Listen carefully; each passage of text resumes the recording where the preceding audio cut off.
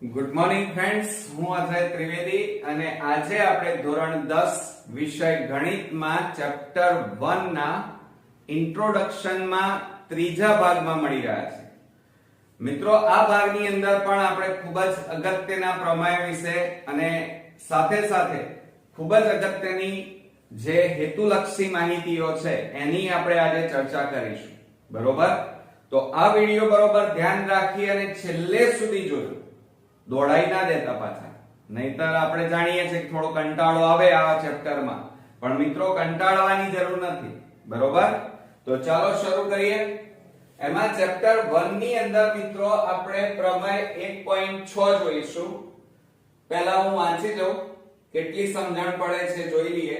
કે જો x બરાબર p છેદમાં q, સમજો જરા, x બરાબર p છેદમાં q માં q નું અવિભાજ્ય અવયવોમાં અવયવીકરણ કયા 2 ની n ઘાત 5 ની m ઘાત 2 ની n ઘાત 2n અને 5m સ્વરૂપે હોય અને આ જે n અને m છે એ અંદૃણ પૂર્ણાંકો, અંદૃણ એટલે કે ધન પૂર્ણાંકો હોય તો x નું દશાંશ નિરૂપણ કેવું હોય મિત્રો? શાંત હોય. હવે બીજી એક વાત કરી લઈએ કે પ્રમેય હોય, દાખલા તરીકે આ પેન છે, મેં આ રીતે સીધી પકડી છે. બરોબર? આ પ્રમેય કહેવાય. પણ જો આમ ઊંધું કરી નાખું તો પ્રતિપ્રમેય કહેવાય. જે પ્રમેયની પ્રતિજ્ઞા હોય, બરોબર, એને ઊંધી કરી નાખો, રિવર્સ કરી નાખો એટલે પ્રતિપ્રમેય કહેવાય.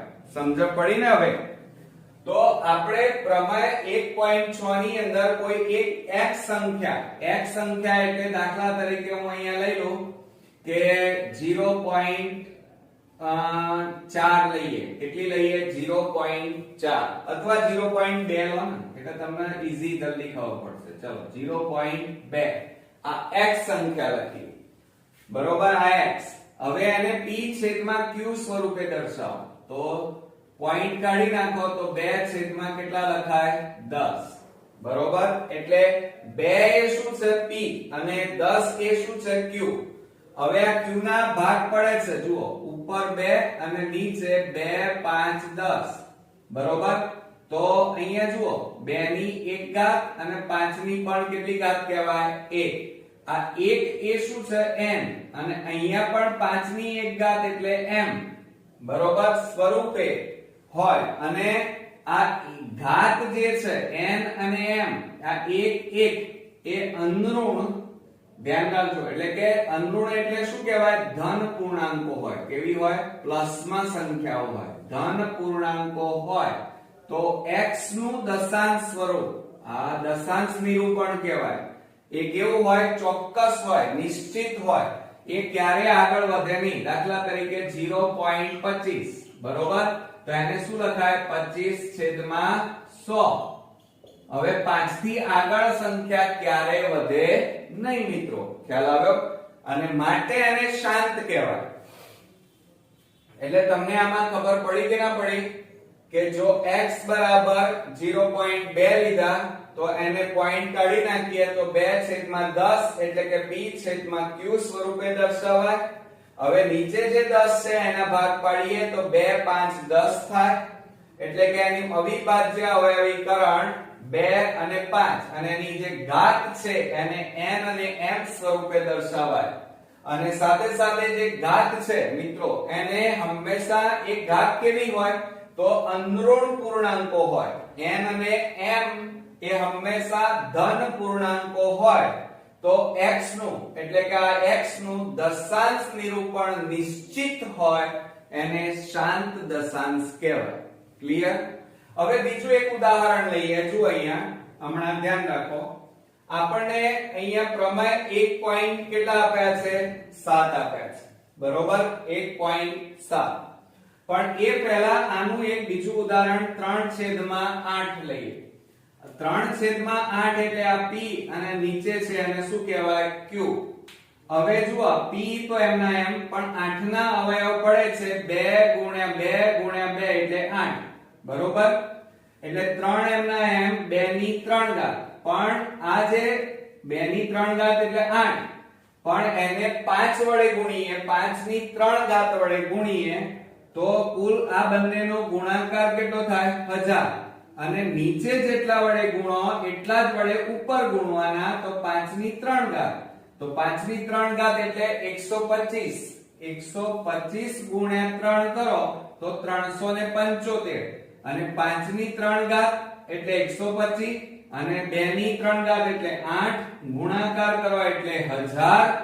આ જે સંખ્યા આવી 375 છેદમાં 1000, તો આને p કહેવાય, અને નીચે જે સંખ્યા હોય એને શું કહેવાય? q, અને એને પોઈન્ટ માં કાપીએ તો કેટલા આવે? 0.375. હવે આ 5 પછી આગળ કોઈ સંખ્યા વધશે નહીં મિત્રો, માટે આ કેવી કહેવાય? શાંત દશાંશ કહેવાય.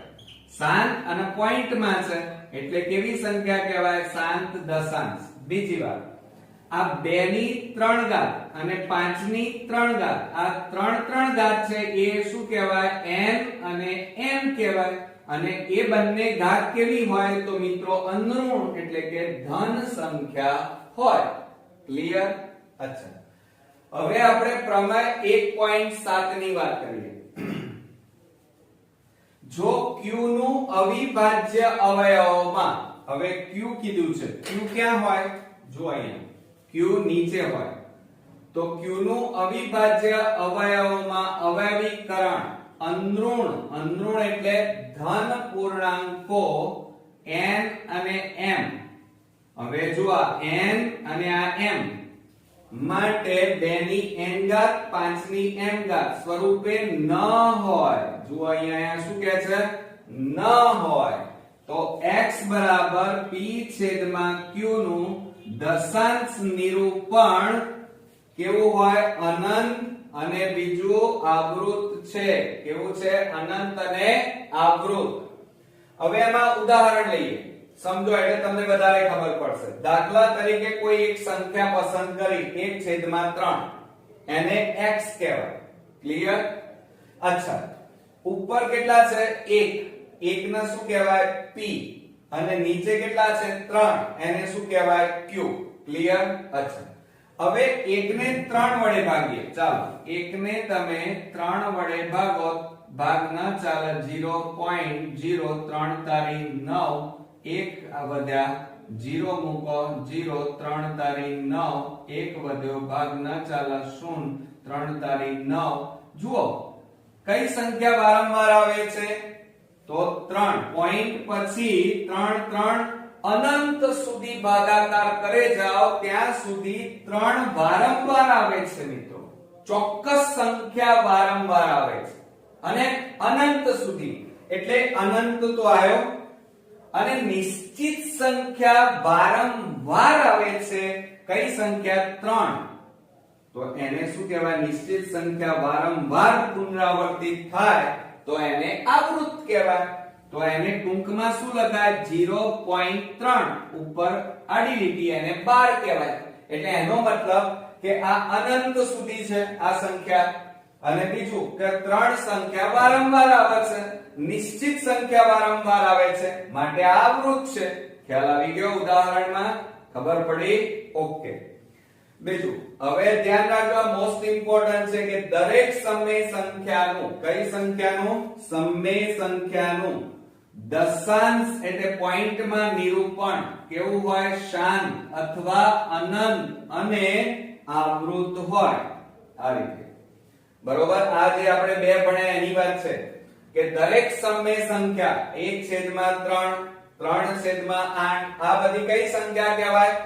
તો શાંત કહેવાય. એટલે નિશ્ચિત સંખ્યા છે, અનંત છે એમનો ભાગાકાર. જો અહીંયા આ અનંત સુધી જાય છે. અનંત કાં તો એ શાંત હોય, આ રીતે શાંત દશાંશ હોય. આ પહેલું ઉદાહરણ મેં ભણાવ્યું, અને આ બીજું ઉદાહરણ એ કેવું છે? એક તો અનંત છે.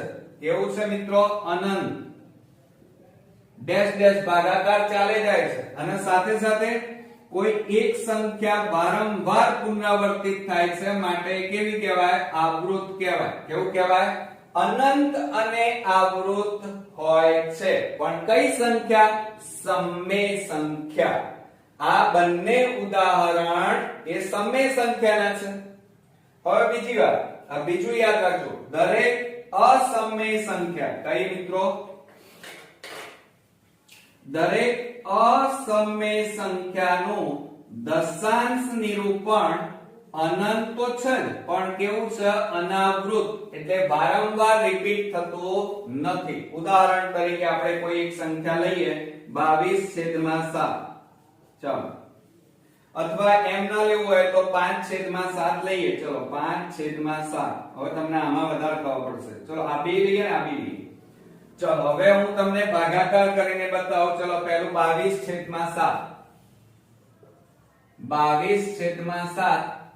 ચલો હવે 7 ને કોઈ સંખ્યા વડે ગુણી અને નીચે આ રીતે 1000, 100, 10,000 એવું કોઈ સંખ્યા આવે? ના આવે. એટલે આ દશાંશ સંખ્યા તો નથી.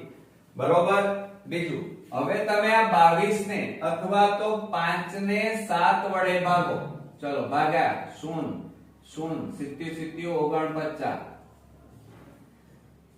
1 0 0 7 1 7 3 0 7 4 28. કેટલા વધ્યા? 2. પાછું 0 મૂક્યું, 0 નીચે ઉતાર્યું, 7 દુ 14. 10 માંથી 4 જાય તો 6.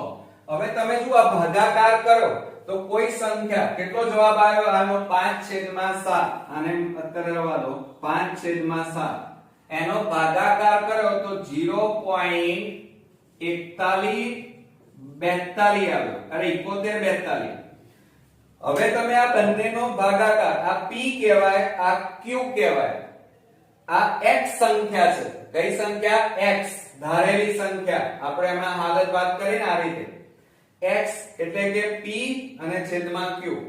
હવે તમે એક વસ્તુ જુઓ, 5/7. 5 ને 7 વડે ભાગ્યા તો 0.7142. હજી ભાગાકાર ચાલે જાય છે, એટલે કે ડેશ ડેશ. એટલે એનો મતલબ કા કેવી છે? અનંત. બીજું, કોઈ સંખ્યા વારંવાર આવે છે? 7 1 4 2. વારંવાર કોઈ રિપીટ થાય છે? ના. જેમ અહીંયા 3 3 3 આવતી હતી એવી કોઈ સંખ્યા આવે છે? 35 35 71 71 42 આવી જાય છે? ના. માટે આને કેવી કહેવાય? અનાવૃત કહેવાય. કઈ કહેવાય? અનાવૃત. એટલે અનંત અને અનાવૃત હોય એ સંખ્યા કેવી હોય? અસમમેય સંખ્યા હોય. યાદ રાખજો, મોસ્ટ ઇમ્પોર્ટન્ટ. હેતુલક્ષીમાં બધું જ સમજેલું કામમાં આવશે. ક્લિયર? અચ્છા, હવે આપણે આગળ થોડી વાત કરીએ ડીપમાં. દાખલા તરીકે આ ચેપ્ટરનું નામ શું છે? વાસ્તવિક સંખ્યાઓ. હવે આ વાસ્તવિક સંખ્યાઓમાં મિત્રો આપણે બે ભાગમાં વહેંચવામાં આવે છે. કઈ કઈ? એક તો સમમેય સંખ્યાઓ અને બીજી છે અસમમેય સંખ્યાઓ. બરોબર? આ રીતે બે સંખ્યાઓ. કઈ કઈ? અસમમેય અને સમમેય. હવે સમમેય સંખ્યાને પાછા બે ભાગમાં વહેંચાય. કઈ? એક તો મિત્રો શાંત અને બીજું જોજો, શાંત એટલે નિશ્ચિત. જુઓ 3.48 એટલે 348/100. ચલો 8 કરતા આગળ હવે વધત ના, નિશ્ચિત સંખ્યા છે 348. 349 નહીં કે 347 નહીં. ખ્યાલ આવ્યો? નિશ્ચિત એટલે શાંત કહેવાય. એ જ રીતે આ જુઓ 0.457 એટલે 457/1000. બરોબર? હવે જુઓ આ 457 એ નિશ્ચિત સંખ્યા, 100 1000 એ નિશ્ચિત. એના કરતા વધારે પણ નહીં અને ઓછી પણ નહીં, માટે એને શું કહેવાય? શાંત સમમેય સંખ્યાઓ કહેવાય. બીજી વાત, અનંત અને આવૃત એટલે શું? તો અહીંયા આપણે ભણ્યા છે 1 ને 3 વડે ભાગીએ તો 0.3333 આવી જાય. આ આવૃત. અનંત એટલે શું? દાખલા તરીકે 1/3 ને આપણે ભાગાકાર કરીએ. બરોબર? આ ભાગાકાર કર્યો આપણે 1 ને 3 વડે ભાગ્યા તો 0.333333 અનંત સુધી ભાગાકાર ચાલે જાય છે. એનો કોઈ અંત જ નથી માટે અનંત. બીજું 3 આ સંખ્યા નિશ્ચિત સંખ્યા, કઈ 3 નિશ્ચિત સંખ્યા વારંવાર આવે છે માટે એને શું કહેવાય? આવૃત. ક્લિયર? આ બધી સમજવાની વાત છે. મોટા ભાગના 90% સ્ટુડન્ટ્સ ને આ બધી ખબર જ નથી, ભલે આખું 10મું પતી જાય, અને માટે પછી બોર્ડમાં હાર્ડ પેપરો લાગતા હોય છે અને મેથ્સ થી બધી કંટાળો આવે. હવે જો અહીંયા અસમય સંખ્યાઓની વાત કરીએ. અસમય સંખ્યા કેવી હોય? હમણાં હાલ જ ભણ્યા છો તમે. એક તો અનંત હોય. અનંત એટલે આ ભાગાકાર કર્યો, 5 ને 7 વડે ભાગો તો જુઓ 0.7142. હજી ભાગ તો ચાલે જ છે અનંત સુધી, ક્યારે એનો એન્ડ આવે નહીં, અંત આવે નહીં મિત્રો, ભાગાકાર ચાલે જ જાય એટલે અનંત. બીજું અહીંયા તમે આ ભાગાકાર કરો, કોઈ સંખ્યા વારંવાર આવે છે? 87 બીજે ક્યાંય આવે છે? ના. 72 ના. 47 કોઈ સંખ્યા ડબલ વાર આવે છે? ના. એક પણ સંખ્યા વારંવાર નિશ્ચિત પુનરાવર્તિત થતી નથી માટે એને કેવી કહેવાય મિત્રો? એક તો અનંત અને અનાવૃત. ક્લિયર? બીજી વાત, હવે નિયમો યાદ રાખજો કે જો a બરાબર p છેદમાં q, a બરાબર p છેદમાં q, a એટલે શું? x, x એટલે શું? 5/7. આ બધી સંખ્યાઓ 3/8, આ બધી x કોઈ પણ કિંમત લો, 25 75 4/5, આ બધી x વાળી કિંમતો, અથવા a પણ કહેવાય. a બરાબર p છેદમાં q, p છેદમાં q એટલે દાખલા તરીકે 3/8, તો આ શું કહેવાય? 3 એ p અને 8 એ q માં q જે છે નીચે જે છે આ 8 બરોબર, એના ભાગ પાડો તો 2 ગુણ્યા 2 ગુણ્યા 2 એટલે 8. એની જગ્યાએ શું લખાય? 2 ની 3 ઘાત, અને એની સાથે એની જોડે 5 ની 3 ઘાત નો ગુણાકાર કરો એટલે આ બંનેનો ગુણાકાર કેવો થાય મિત્રો? 1000 થાય. જો આ રહ્યું ઉદાહરણ કર્યું.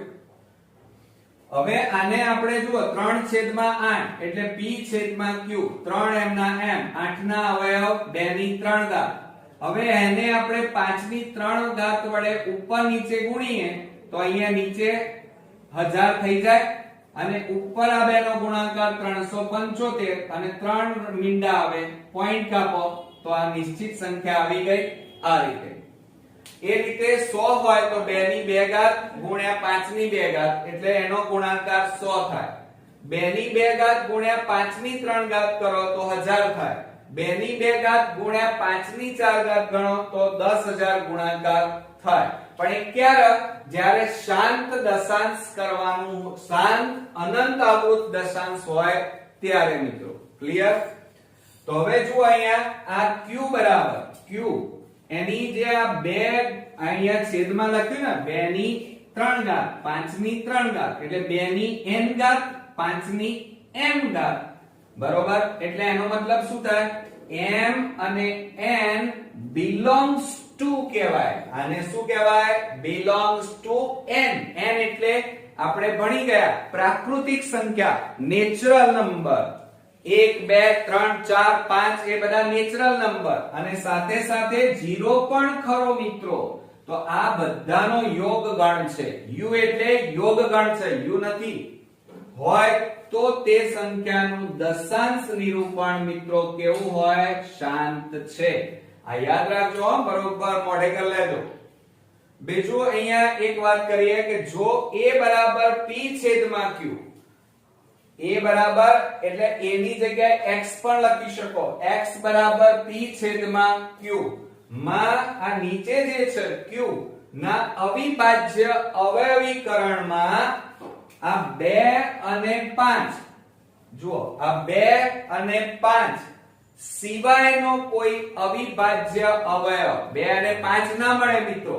એ સિવાય બીજું કોઈ પણ મળે. માનો 5/2 ગુણ્યા અહીંયા ચલો 2 ના મળે પણ 3 મળે, 3 ચલો તો આ શું કહેવાય? 3 ગુણ્યા 7 મળે. તો આ 2 છે? ના. 5 છે અહીંયા? ના. તો 2 અને 5 સિવાયનો કોઈ આ કેવા છે?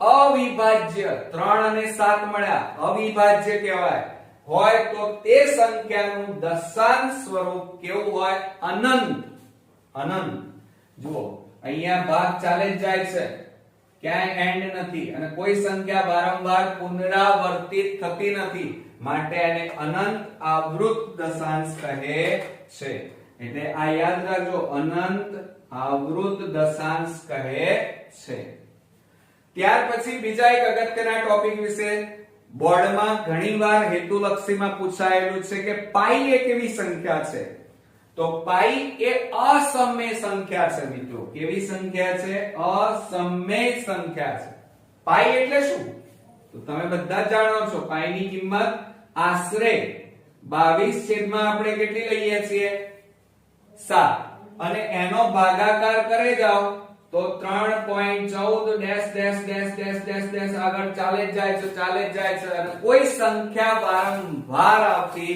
નથી જોજો 3 7 8 9 આ રીતે કોઈ સંખ્યા ડબલ વાર આવતી નથી બરોબર એટલે કેવી સંખ્યા છે એક તો અસમય કારણ કે પાઈ નું દશાંશ નિરૂપણ કેવું છે ડેશ ડેશ ડેશ એટલે અનંત કહેવાય અને બીજું અનાવૃત કેમ કારણ કે પોઈન્ટ પછી કોઈ સંખ્યા વારંવાર એક પછી વારંવાર પુનરાવર્તિત થતી નથી કોઈ સંખ્યા વારંવાર આવતી નથી માટે એને અનાવૃત કહેવાય એટલે ધ્યાન રાખજો મિત્રો કે પાઈ એ અસમય સંખ્યા છે સાથે સાથે કેમ કારણ કે પાઈ નું દશાંશ નિરૂપણ અનંત અને અનાવૃત છે હવે અનંત કેમ અનાવૃત કેમ એ બધું જ મેં તમને અહીંયા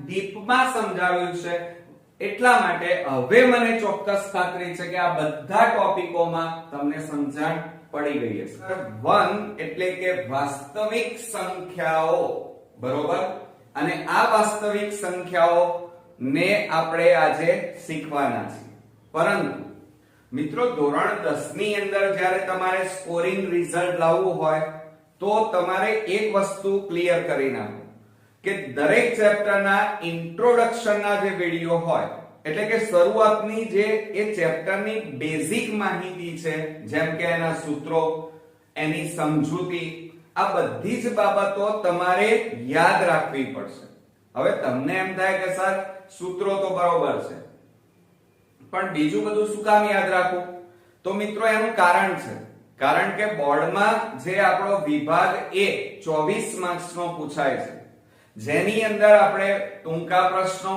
ખાલી જગ્યા ખરા ખોટા અને વિકલ્પો હોય છે હવે આ બધું પૂછાય ક્યાંથી તો આ બધું ઇન્ટ્રોડક્શન વિભાગ જે દરેક ચેપ્ટરનો છે એની અંદરથી ખૂણે ખાંચરેથી ગમે ત્યાંથી પૂછી શકાય અને એ આપણને આવડવું જોઈએ અને એ ક્યારે આવડે કે જ્યારે આપણે ઇન્ટ્રોડક્શનના વિડિયો બરોબર ધ્યાનથી જોયા હોય સમજ્યા હોય અને તૈયાર કર્યા હોય તો આપણે મેથ્સમાં સારામાં સારા માર્ક્સ મેળવી શકીએ તો ચાલો શરૂ કરીએ ચેપ્ટર 1 વાસ્તવિક સંખ્યાઓ હવે આ ચેપ્ટર બોર્ડની અંદર કુલ 4 માર્ક્સમાં મિત્રો પૂછાશે હવે આ 4 માર્ક્સ તો આપણા માટે ઇમ્પોર્ટન્ટ હોય જ કારણ કે 1 માર્ક્સ પણ આપણા માટે ઇમ્પોર્ટન્ટ હોય અહીંયા તો 4 માર્ક્સની વાત છે હવે 4 માર્ક્સમાં મિત્રો બોર્ડમાં આ ચેપ્ટરમાંથી 2 માર્ક્સના એક્ઝામ્પલ પૂછાશે ઘણીવાર એવું પણ બની શકે કે વિભાગ A માં વિકલ્પો એટલે કે હેતુલક્ષી પણ પૂછી શકાય આપણે બધા પ્રકારની તૈયારીઓ રાખવાના છીએ બરોબર હવે શરૂઆત કરીએ તો પહેલી છે સંખ્યાઓના પ્રકાર હવે તમને એમ થશે કે સર આપણે સંખ્યાઓના પ્રકાર તો નીચના ધોરણમાં આપણે ભણી ગયેલા છે હવે મિત્રો એ વસ્તુ આપણે રિપીટ કરવી પડશે કેમ કારણ કે એ તમને આ ચેપ્ટરમાં મદદરૂપ બનવાની છે તો અહીંયા જુઓ આપણે સૌપ્રથમ વાત કરીએ સંખ્યાઓના પ્રકાર એમાં પ્રાકૃતિક સંખ્યાઓ હવે પ્રાકૃતિક સંખ્યાઓને આપણે નેચરલ નંબર કહીએ છીએ બરોબર જેને આપણે વાસ્તવિક સંખ્યાઓ કહીએ છીએ કુદરત દ્વારા મળેલી અને કુદરતમાં જે વસ્તુઓ છે એને આપણે એ સંખ્યા વડે દર્શાવી શકીએ છીએ, બરોબર? તો આ સંખ્યાઓને પ્રાકૃતિક એટલે કે નેચરલ નંબર કહેવામાં આવે છે, એને આપણે n તરીકે પણ દર્શાવીએ છીએ. અને આ પ્રાકૃતિક સંખ્યાઓમાં 0 સિવાયની એટલે કે 1 2 3 4 5 10 છેક સુધી અનંત સુધી, બરોબર, આ બધી સંખ્યાઓને પ્રાકૃતિક સંખ્યાઓ કહે છે. એટલે કે 0 ના આવે, બરોબર મિત્રો? અને આ પ્રાકૃતિક સંખ્યાઓને આપણે નેચરલ નંબર n તરીકે, કુદરતી સંખ્યા, કુદરત દ્વારા મળેલી સંખ્યા કે કુદરતમાં બધી સંખ્યાઓને દર્શાવવા માટે આ જ સંખ્યાઓનો ઉલ્લેખ થાય છે. માટે આ સંખ્યાને પ્રાકૃતિક સંખ્યા કહે છે. ત્યાર પછી આપણે વાત કરીએ પૂર્ણ સંખ્યાઓ. હવે પૂર્ણ એટલે એને સંપૂર્ણપણે, તમે જોયું હશે કે આગળ જો 0 મૂકી દો, આ જે પ્રાકૃતિક સંખ્યા છે એમાં 0 ઉમેરી દો એટલે પૂર્ણ સંખ્યા થઈ જાય. હવે આ શૂન્ય છે, એ શૂન્ય આપણે ઉમેરી દીધો તો શું બની ગયું? પૂર્ણ સંખ્યા બની ગયું, બરોબર?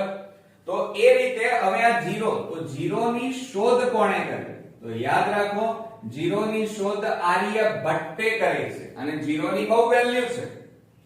આમ 0 ની કોઈ વેલ્યુ નથી, પરંતુ 0 એ કોઈ પ્રાકૃતિક સંખ્યા પાછળ લાગી જાય. માનો 1 ની પાછળ 1 0 લાગે તો 10 બની જાય, 2 0 લાગી જાય તો 100 બની જાય, અને 3 0 લાગી જાય તો 1000, 10,000, લાખ, 10 લાખ, બરોબર, કરોડ, અબજ. આ રીતે 0 ની વેલ્યુ ક્યારે બને? કે 0 જ્યારે કોઈ પ્રાકૃતિક સંખ્યાની પાછળ લાગી જાય તો એની વેલ્યુ ખૂબ વધી જાય છે.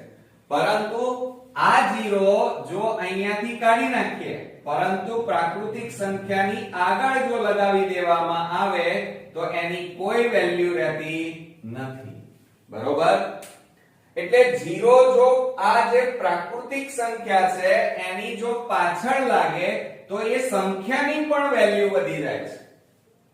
જો અત્યારે કેટલા છે? 1 1 1 કહેવાય, પરંતુ જો એની પાછળ 0 લાગી જાય તો એ સંખ્યાની વેલ્યુ જુઓ વધી ગઈ ઓટોમેટિક.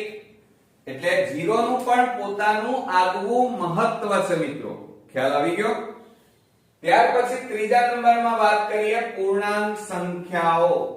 હવે પૂર્ણાંક સંખ્યાઓમાં જો અહીંયા પ્રાકૃતિક સંખ્યા પણ હોય, પૂર્ણ સંખ્યા પણ હોય, પરંતુ નવી વસ્તુ શું એડ થાય છે? ઋણ સંખ્યાઓ. એટલે કે -1 -2 -3 -4 -5 -6 આ રીતે ઉમેરતા જાઓ અને આ બાજુ ધન સંખ્યા અસંખ્ય સુધી, અનંત સુધી ઉમેરતા જાઓ. એટલે કહેવાનો મતલબ એ છે કે ધન સંખ્યા, 0 અને ઋણ સંખ્યા, આ ત્રણેયનું સંમિશ્રણ કરો, ત્રણેય સંખ્યાઓ આવી જાય તો એને પૂર્ણાંક સંખ્યાઓ કહેવાય. ક્લિયર? ખ્યાલ આવ્યો મિત્રો? આ બધી સંખ્યાઓ તમારે મિક્સ ન થઈ જાય એટલે આપણે યાદ રાખવાની છે. એટલે જુઓ, પ્રાકૃતિક સંખ્યામાં બધી કઈ સંખ્યા આવે? નેચરલ નંબર એટલે કે ધન સંખ્યા. પૂર્ણ સંખ્યા ક્યારે બને? કે જ્યારે પ્રાકૃતિક સંખ્યામાં 0 ઉમેરી દઈએ, એટલે કે 0 અને ધન, 0 અને પ્લસ સંખ્યા, તો એને પૂર્ણ સંખ્યા બને. અને જે પૂર્ણાંક સંખ્યા છે એમાં ધન, 0 અને ઋણ એટલે કે પ્લસ સંખ્યા, 0 સંખ્યા અને માઈનસ સંખ્યા, આ ત્રણેય ભેગી થાય એટલે કે પૂર્ણાંક સંખ્યાઓ બની જાય. ક્લિયર? હવે ત્યાર પછી સમમેય સંખ્યાઓની વાત કરીએ તો ધ્યાન રાખજો કે સમમેય સંખ્યાઓ કોને કહેવાય? તો જે સંખ્યાઓને અંશ અને છેદ વડે દર્શાવી શકાય. એટલે કે p/q વડે, એટલે કે જે સંખ્યાઓને અંશ અને છેદ વડે દર્શાવી શકાય તે સંખ્યાઓને સમમેય સંખ્યાઓ કહેવાય. ક્લિયર? આવડી વ્યાખ્યા? જુઓ, જોઈ લઈએ કે સમમેય સંખ્યાઓ એટલે p/q એટલે કે અંશ છેદમાં શું લખાય છેદ, જ્યાં p અને q એ શું છે પૂર્ણાંકો છે પણ q બરાબર 0 છે નહીં. યાદ રાખજો q ની કિંમત ક્યારે 0 લેવાય નહીં. તો આ બધી સંખ્યાઓ જે સંખ્યાઓને અંશ અને છેદ વડે દર્શાવી શકો, દાખલા તરીકે ઉદાહરણ લઈએ 2/3, 4/7, બરોબર 5/9, આ બધી સમમેય સંખ્યાઓ કહેવાય. કેમ? કારણ કે ઉપર અંશ નીચે છેદ, અંશ છેદ, અંશ છેદ, p/q, p/q, p/q. એટલે p એ અંશ છે અને q એ છેદ છે. પણ q ની કિંમત ક્યારે 0 હોઈ શકે નહીં. હા, p અને q ની કિંમત ઋણ હોઈ શકે, ધન હોઈ શકે, પણ કદાપી q ની કિંમત 0 હોઈ શકે નહીં. યાદ રાખજો. દાખલા તરીકે 2/3 અંશ અને છેદ, p/q. હવે દાખલા તરીકે જુઓ આ -4/5, તો આમાં p બરાબર કેટલા કહેવાય -4 અને q બરાબર કેટલા કહેવાય 5. એટલે આ બધી સંખ્યાઓ 7. હવે તમને એમ લાગે સર આ તો 7 એકલા જ છે, તો મિત્રો 7 છેદમાં કશું ના હોય તો કેટલા કહેવાય 1. એટલે જુઓ p બરાબર 7, q બરાબર 1. એ જ રીતે -8, તો p બરાબર -8 અને q બરાબર છેદમાં કંઈ પણ ન હોય તો 1 હોય. એ જ રીતે 1/4 બરાબર. હવે આની વાત કરીએ, ચાલો હવે બરોબર ધ્યાન રાખજો. હવે આ 1.2, આ 1.2 અને ઉપર આ રીતે લીટી કરી છે અને 12 કહેવાય. શું કહેવાય મિત્રો? 12. એટલે એનો મતલબ એ થાય છે કે બગડા ઉપર જ લીટી છે, બીજે ક્યાંય નથી. એટલે એ સંખ્યા વારંવાર રિપીટ થાય છે, વારંવાર આવે છે. આ સંખ્યા આ રીતે હોય 2 2 2, તમે ભાગાકાર કરે જાઓ તો આવે જ જાય, આવે જ જાય. હવે આટલી બધી વાર લખવું, હજી ભાગાકાર કરે જાઓ તો 2 2 2 2. હવે આટલી બધી લાંબી તો લખાય નહીં, તો પછી એકલો બગડો વારંવાર આવે છે. તો આટલી બધી વાર ન લખવું હોય તો શું કરવાનું? તમારે બગડા ઉપર લીટી કરી દેવાની, એને 12 કહેવાય. એનો મતલબ એ થાય છે કે 1.2 માં બે સંખ્યા વારંવાર રિપીટ થાય છે. હવે તમને એમ લાગે સર આ પોઈન્ટ વાળી સંખ્યા છે અને એ સમમેય સંખ્યા કેવી રીતે કહેવાય? તો જુઓ 1.2 એટલે આને કેવી રીતે લખાય? 12/10. એટલે p બરાબર શું થાય? 12 અને q બરાબર 10. અંશ છેદ આવી ગયા. એ જ રીતે જુઓ અહીંયા 2.35. ચાલો હવે એ સમજી લઈએ, કારણ કે સમજવું જરૂરી છે. સમજ્યા વગર એકલા એક્ઝામ્પલ ઉપર જતા રહેવું, 4 સૂત્રો તૈયાર કર્યા અને દાખલા ગણી નાખીએ એટલે ચેપ્ટર આવડી જાય, પૂરા પણ થઈ જાય. પણ બોર્ડમાં જે તમારો ધ્યેય અને ગોલ જે 80 માંથી 80 લાવવાનો છે એ સિદ્ધ ક્યારેય નહીં થાય મિત્રો, બરોબર? અને એ સિદ્ધ કરવા માટે નાનામાં નાની ટાંકણી જેવી બાબતને પણ આપણે ધ્યાનમાં લેવી પડે અને શીખવી પડે મિત્રો. તો જુઓ અહીંયા આ 2.35 અને ઉપર 12 છે, એટલે એનો મતલબ એ થાય છે કે 35 અને આ લીટી એ 3 ઉપર પણ છે અને 5 ઉપર પણ છે, એટલે કે 35/12 કહેવાય. આને લીટીને 12 બોલાય, 2.35/12.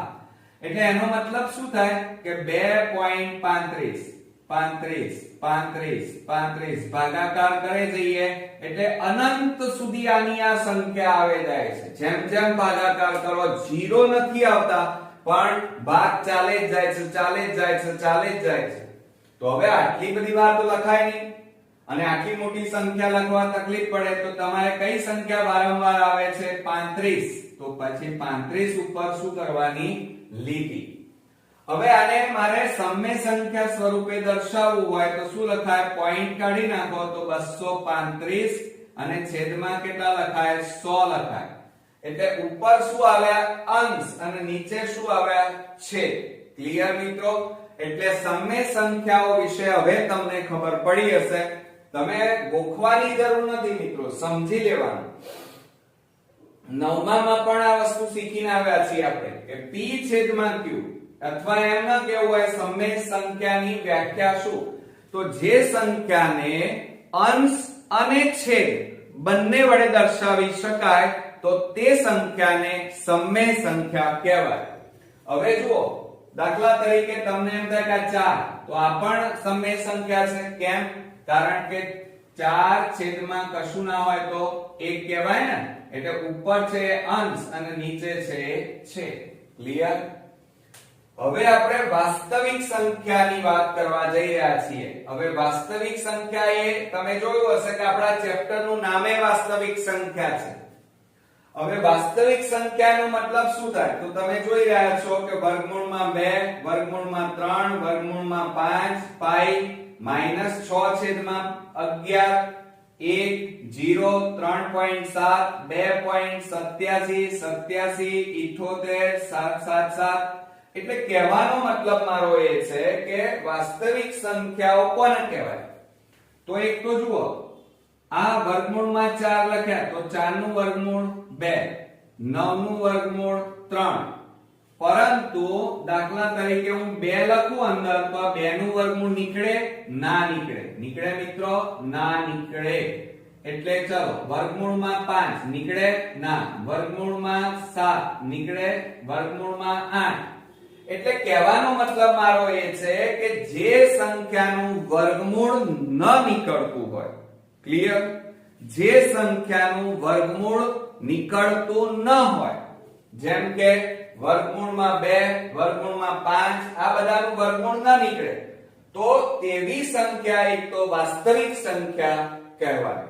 બીજું, તમે જોયું હશે કે અહીંયા 1 -6 છેદમાં 11, બીજું અહીંયા પાઈ ની કિંમત પણ એ વાસ્તવિક સંખ્યા છે. દાખલા તરીકે પાઈ એટલે તમે જનરલી શું વિચારો છો? 22/7, બરોબર? હવે 22 ને તમે 7 વડે ભાગો તો આગળ સંખ્યા ચાલે જાય છે. જો અહીંયા એક સંખ્યા લઈએ, આ લીધી. હવે તમે વિચારો કે 2 પોઈન્ટ પછી 8 7 8 7 7 8 7 7 7, એટલે એક પણ સંખ્યા વારંવાર આવતી નથી, બરોબર? સદંતર એક સંખ્યા વારંવાર, માનો 25 25 25 આ રીતે નથી આવતી. દાખલા તરીકે 2.45 5 5 5 5 5 આ રીતે નથી આવતી, બરોબર? તો આ બધી સંખ્યાઓ વર્ગમૂળમાં 2 એનું વર્ગમૂળ ન નીકળે, 3 નું વર્ગમૂળ ન નીકળે, ઘનમૂળમાં 5 એનું પણ ઘનમૂળ ન નીકળે, પાઈ -6 છેદમાં 11, 1 0 3.7 આ બધી સંખ્યાઓ એ વાસ્તવિક સંખ્યાઓ છે. એટલે કહેવાનો મતલબ કોઈ પણ સંખ્યા તમે લો, x એટલે કોઈ પણ સંખ્યા 1 2 3 4 5 6 7 8 9 10 0 વગેરે કોઈ પણ સંખ્યા લો, એને તમે આ બાજુ એટલે આ કઈ બાજુ કહેવાય? ડાબી બાજુ. તો હંમેશા આ જે કોઈ પણ સંખ્યા લો એ હંમેશા કેવી હોય? આ ડાબી બાજુ જાવ તો માઈનસ હોય અને જમણી બાજુ જાવ તો પ્લસ હોય. એટલે આ સંખ્યા ધન કરતા નાની અને ઋણ કરતા મોટી હોય. યાદ રાખો. દાખલા તરીકે અહીંયા 4 લઈએ. જોજો હા, હું એક ખાલી ઉદાહરણ લઉં છું. 4, તો આ 4 અહીંયા ઇન્ફિનિટિવ એટલે અહીંયા શું આવે? 4 પછી 5 અને આ બાજુ જાવ તો માઈનસ સંખ્યા એટલે -4 લખો. તો એનો મતલબ શું થયો કે આ 5 એટલે ધન સંખ્યા કરતા નાની છે પણ ઋણ સંખ્યા કરતા મોટી છે. અને આને શું કહેવાય મિત્રો? સમજો જરા. આને શું કહેવાય? ઇન્ફિનિટિવ કહેવાય, અનંત. આ સંખ્યાને શું કહેવાય? અનંત. અથવા એને અંગ્રેજીમાં શું કહેવાય? ઇન્ફિનિટિવ કહેવાય. શું કહેવાય? ઇન્ફિનિટિવ. આંકડો, ઊભા આંકડાને આડો પાડી દો એટલે અનંત બની જાય, બરોબર? હવે જુઓ, આનો મતલબ એ થાય કે ધન સંખ્યાઓ, અને માઈનસ ઇન્ફિનિટિવ ની મતલબ શું થાય? -1 -2 -3 -4 અસંખ્ય સુધી ક્યારે એનો અંત આવે નહીં. બરોબર મિત્રો, એટલે આ વસ્તુ તમે બરોબર ધ્યાન રાખજો. ત્યાર પછી આપણે યુગ્મ સંખ્યા. યુગ્મ ઘણી બધી હોઈ શકે, ઋણ પણ હોઈ શકે, ધ્યાન રાખજો. 0 પછી તે ઉપરાંત ધન સંખ્યા પણ હોઈ શકે. તો તમે જોયું હશે કે 0 -2 -4 યુગ્મ એટલે બેકી સંખ્યા. યાદ રાખો, યુગ્મ સંખ્યા એટલે કઈ સંખ્યા થાય? બેકી સંખ્યા. 2 વડે ભાગી શકાય. તો જુઓ, -2 -4 -6 -8 -10 -12 -14 આ બાજુ જાઓ તો 2 4 6 8 10 12 14 16 18 20 આ રીતે અનંત સુધી આ બધી કઈ સંખ્યા કહેવાય? યુગ્મ. યુગ્મ એટલે બેકી સંખ્યાઓ. ક્લિયર? હવે અયુગ્મ સંખ્યાની વાત કરીએ. અયુગ્મ સંખ્યામાં 0 ના આવે મિત્રો. યાદ રાખજો, જુઓ અહીંયા 0 આવે છે, પણ અયુગ્મ સંખ્યામાં ક્યાંય 0 આવતો નથી. ધ્યાન રાખજો, અયુગ્મ એટલે એકી સંખ્યા કહેવાય. કઈ સંખ્યા કહેવાય? એકી સંખ્યા. તો કઈ સંખ્યા આવે? 1 3 5 7 9 11 13 એ રીતે.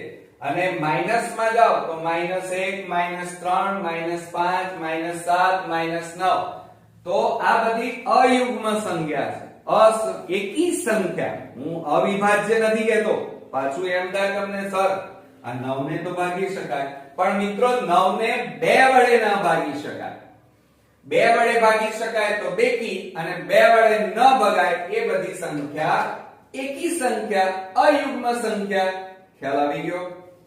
હવે બીજી વાત, મેં અહીંયા નોંધ કરીને લખ્યું છે કે સમય સંખ્યાને હંમેશા p છેદમાં q એટલે કે અંશ અછેદમાં નીચે છેદ વડે દર્શાવી શકાય છે.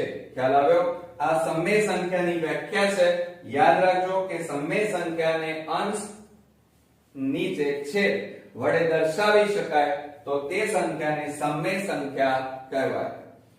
હવે અસમય સંખ્યાની વાત કરીએ. અસમય સંખ્યા, ધ્યાન રાખજો કે જેનું વર્ગમૂળ નીકળતું નથી એ બધી સંખ્યાઓ. જુઓ કે વાસ્તવિક સંખ્યાઓમાંથી, હવે વાસ્તવિક સંખ્યાઓ ક્યાં છે? આ રહી જુઓ. એમાંથી સમય સંખ્યાઓને દૂર કરી, સમય સંખ્યાઓને દૂર કરી નાખો. એટલે જુઓ અહીંયા આ માઈનસ સંખ્યાઓ છે બધી દૂર કરી નાખો. માઈનસ આ બધી જે સમય સંખ્યાઓ, આ અરે વાસ્તવિક સંખ્યામાં, અરે સોરી, આ શું કહે છે સમજો બરોબર કે વાસ્તવિક સંખ્યાઓમાંથી, આ બધી વાસ્તવિક સંખ્યા છે, અને એમાંથી સમય સંખ્યાને, આ સમય સંખ્યાને, આ બધી સંખ્યાઓને દૂર કરી નાખો. આ બધાને બરોબર. તો યાદ રાખજો વ્યાખ્યા મોસ્ટ ઇમ્પોર્ટન્ટ કે અસમય સંખ્યાઓ કોને કહેવાય? તો વાસ્તવિક સંખ્યાઓમાંથી સમય સંખ્યાઓને દૂર કરવામાં આવે તો બાકી રહેતી સંખ્યાઓને અસમય સંખ્યા કહેવાય. દાખલા તરીકે વર્ગમૂળમાં 2 તો 2 નું વર્ગમૂળ નીકળે નહીં, 3 નું વર્ગમૂળ ન નીકળે, ઘનમૂળમાં 7 એનું ઘનમૂળ નીકળે નહીં. પાઈ, હવે તમને એમ થાય કે સર પાઈ ની કિંમત 22/7 અથવા 3.14. આ તો મિત્રો છે ને વાસ્તવમાં પાઈ ની કિંમત 22/7 છે જ નહીં, પણ નજીકની કિંમત લીધી છે. ભાગાકારમાં સરળતા રહે ગણિતમાં, એટલા માટે પાઈ ની કિંમત આપણે 22/7 લેવામાં આવે છે. અથવા 22 ને 7 વડે ભાગો તો 3.14 નથી આવતા, અનંત સુધી આવે છે. જો આ રહ્યા મેં, કોઈ પણ સંખ્યા ડબલ વાર આવતી, રિપીટ થતી નથી. ભાગાકાર કરે જાઓ અનંત સુધી આવે. આ બધી સંખ્યાઓને અસમય સંખ્યાઓ કહે છે. ક્લિયર? એટલે જો અહીંયા આ એક ઉદાહરણ લીધું છે 3.80880888 પાછું 0. ભાગાકાર કરવા એટલે આ રીતે થાય છે. એટલે કહેવાનો મતલબ મારો એ છે કોઈ સંખ્યા વારંવાર પુનરાવર્તિત રિપીટ આવતી નથી, વારંવાર આવતી નથી, માટે આ બધી સંખ્યાઓને એટલે એમ પણ કહી શકાય મિત્રો કે આ સમય સંખ્યાઓ સિવાયની બધી સંખ્યાને અસમય કહેવાય. ક્લિયર? આવડ્યું મિત્રો? ધ્યાન રાખજો હો. હવે ત્યાર પછી આપણે પાઈ ની વાત કરીએ. પાઈ ની કિંમત આશરે 22/7 લેવામાં આવે અથવા 22 ને 7 વડે ભાગો તો 3.14. યાદ રાખજો હા, તમારે ટૂંકા પ્રશ્ન હેતુલક્ષીમાં પૂછાશે. 3.14 15 92 65 35 9 ડેશ ડેશ ડેશ. જુઓ વારંવાર કોઈ સંખ્યા આવે છે ના, તો આ અસમય. એ જ રીતે વર્ગમૂળમાં 2 બરોબર, તો એની કિંમત યાદ રાખો. આમ જનરલી તમે ટૂંકમાં શું યાદ રાખો છો? વર્ગમૂળમાં 2 ની કિંમત 1.4. આ તો ટૂંકું રૂપ છે મિત્રો, પણ વાસ્તવમાં વર્ગમૂળ 2 ની કિંમત 1.41 42 13 56 23 7. હજી આગળ ભાગ ચાલે જશે. હવે આટલી લાંબી સંખ્યા ન લખાય એક્ઝામ્પલમાં, એટલે ટૂંકમાં આપણે 1.4 લખીએ છીએ અથવા એને 1.41 પણ લખાય છે. એટલે કોઈ પૂછવામાં આવે વર્ગમૂળ 2 ની કિંમત કેટલી? આશરે 1.41. ક્લિયર? અને ત્યાર પછી વર્ગમૂળમાં 3. તો વર્ગમૂળમાં 3 ની કિંમત આપણે જનરલી એક્ઝામ્પલમાં કેટલી લઈએ છીએ? 1.73. પોઈન્ટ પછી બે રકમ લેવાય, વધારે નથી લેતા આપણે. એટલે જો અહીંયા 1.73 20 50 80 75 7. હજી પણ આગળ ચાલવાની અનંત સુધી, ક્યારે અટકવાની નથી ભાગાકાર. તો આ બધી સંખ્યાઓ, આ ત્રણ સંખ્યાઓ જે મેં પાઈ, વર્ગમૂળમાં 2, વર્ગમૂળમાં 3, આ બધી સંખ્યાઓ કેવી છે મિત્રો? અસમય સંખ્યાઓ છે. ક્લિયર?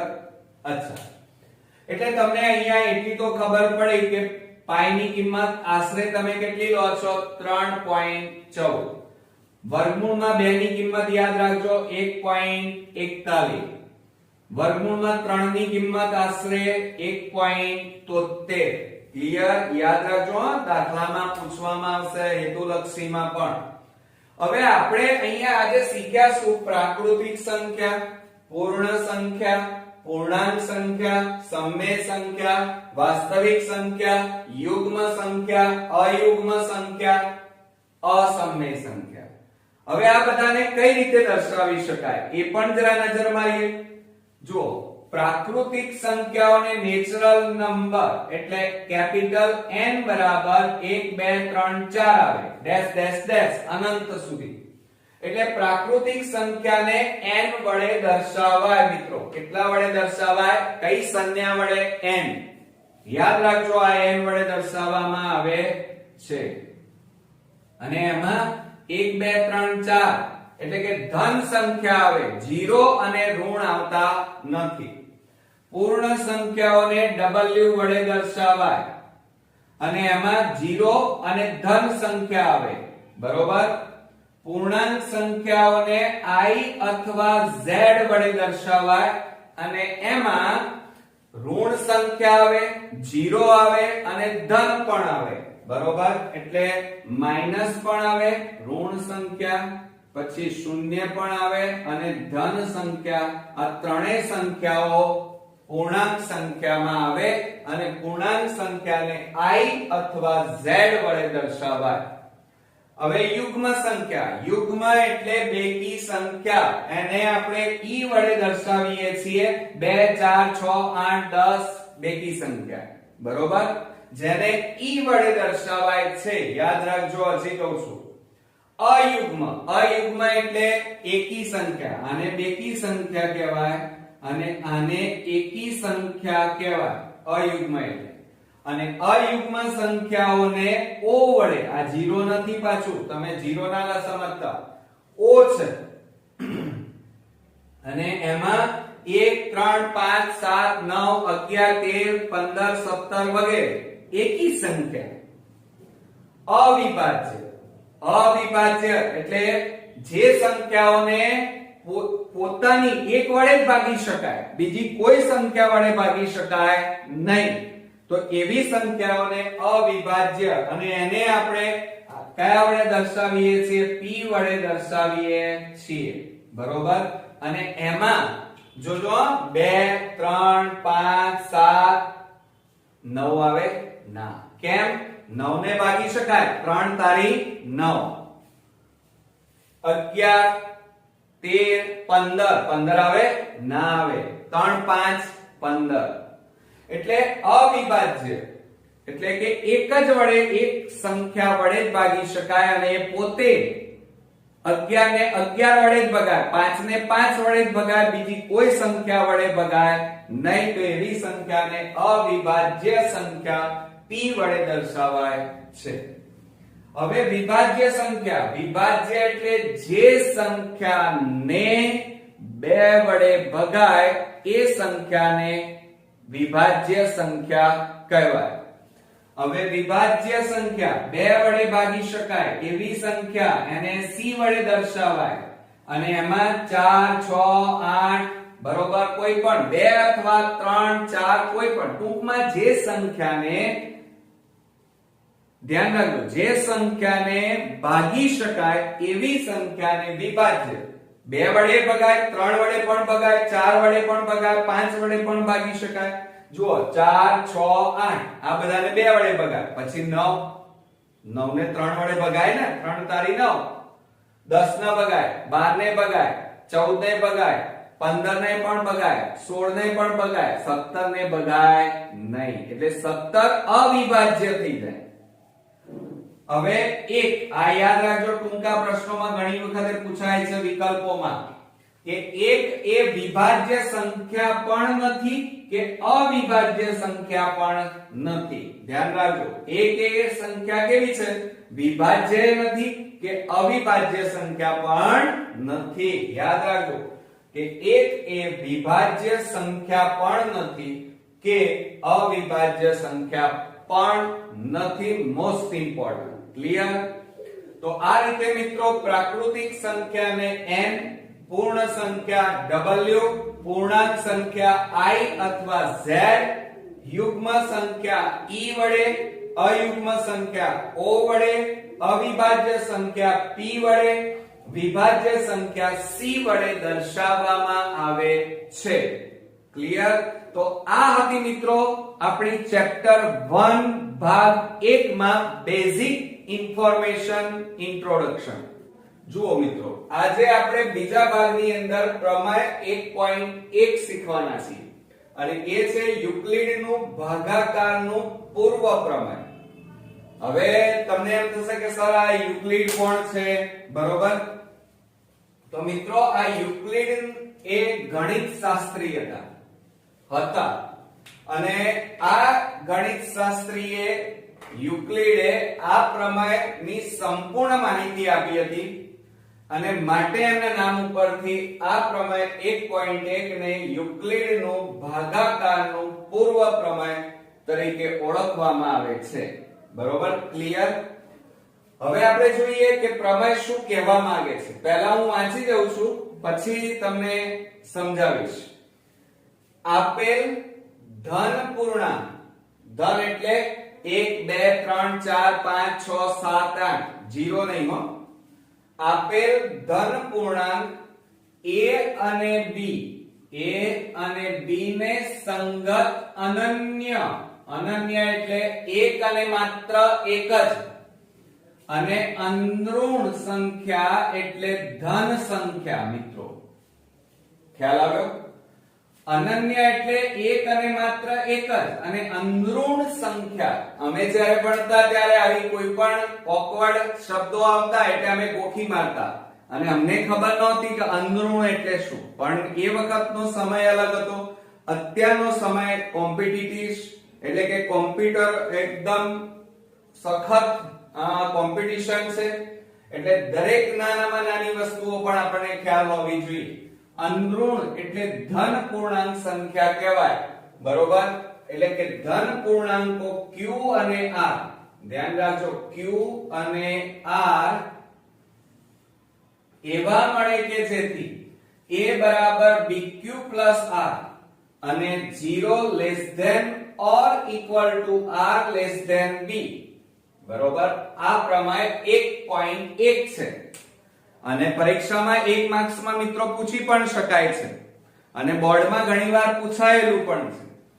હવે તમને એમ થાય કે સર આમાં અમને કઈ ખબર ના પડે. મિત્રો તમારે બે વસ્તુ જ યાદ રાખવાની, બીજું કઈ નહીં યાદ રાખો તો ચાલશે. જુઓ, આ a બરાબર bq r અને બીજું તમારે આ યાદ રાખવાનું છે હેતુલક્ષીમાં વિભાગ a માં 0 less than or equal to r less than b. હવે તમને થશે કે સર અમે યાદ તો રાખીએ પણ મતલબ શું? તો ચાલો મતલબ પણ સમજાવી દઉં. જુઓ મિત્રો, અહીંયા a છે એને શું કહેવાય? ભાજ્ય કહેવાય. શું કહેવાય મિત્રો? ભાજ્ય. આ b છે, આ b આપેલો છે એને ભાજક કહેવાય. અને q છે, આ q એને શું કહેવાય? ભાગફળ. અને r આપેલો છે એને શું કહેવાય? શેષ. ક્લિયર? આવડી ગયું ને? તો આનું સૂત્ર આ રીતે થાય, a બરાબર bq r. તો એને હવે તમે કેવી રીતે લખવાના? a ની જગ્યાએ શું મૂકવાના? ભાજ્ય બરાબર b એટલે ભાજક, q એટલે ભાગફળ અને વત્તા r એટલે શેષ. એટલે એનું સૂત્ર ગુજરાતીમાં શું બોલાય? ભાજ્ય બરાબર ભાજક ગુણ્યા ભાગફળ વત્તા શેષ. હજી ડીપમાં વાત કરીએ. હવે જો અહીંયા મેં 3 ભાગાકાર કરીને તમને વ્યવસ્થિત સમજાવ્યા છે. કોઈ પણ સંખ્યા લઈએ, ચાલો અહીંયા 27 લીધી. તમે કહેશો સર આ તો બધું અમને ભાગાકાર આવડે છે. એ ભાગાકાર નથી શીખવાડતો, પણ એ ભાગાકારની અંદર ભાજ્ય, ભાજક, ભાગફળ એ સમજવાનું છે. હવે જુઓ, 4 6 24 બાદબાકી કરો તો કેટલા વધ્યા? 3. તો આ 3 ને શું કહેવાય? શેષ કહેવાય. શું કહેવાય મિત્રો? શેષ.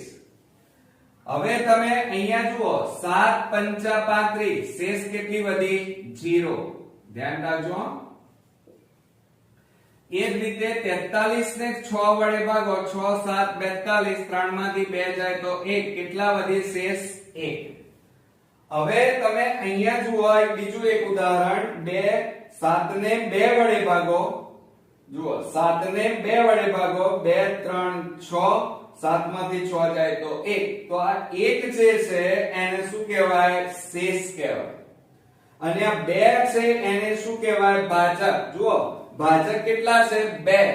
અને શેષ હંમેશા આના કરતા નાની હોય અને ભાજકને શું કહેવાય? a.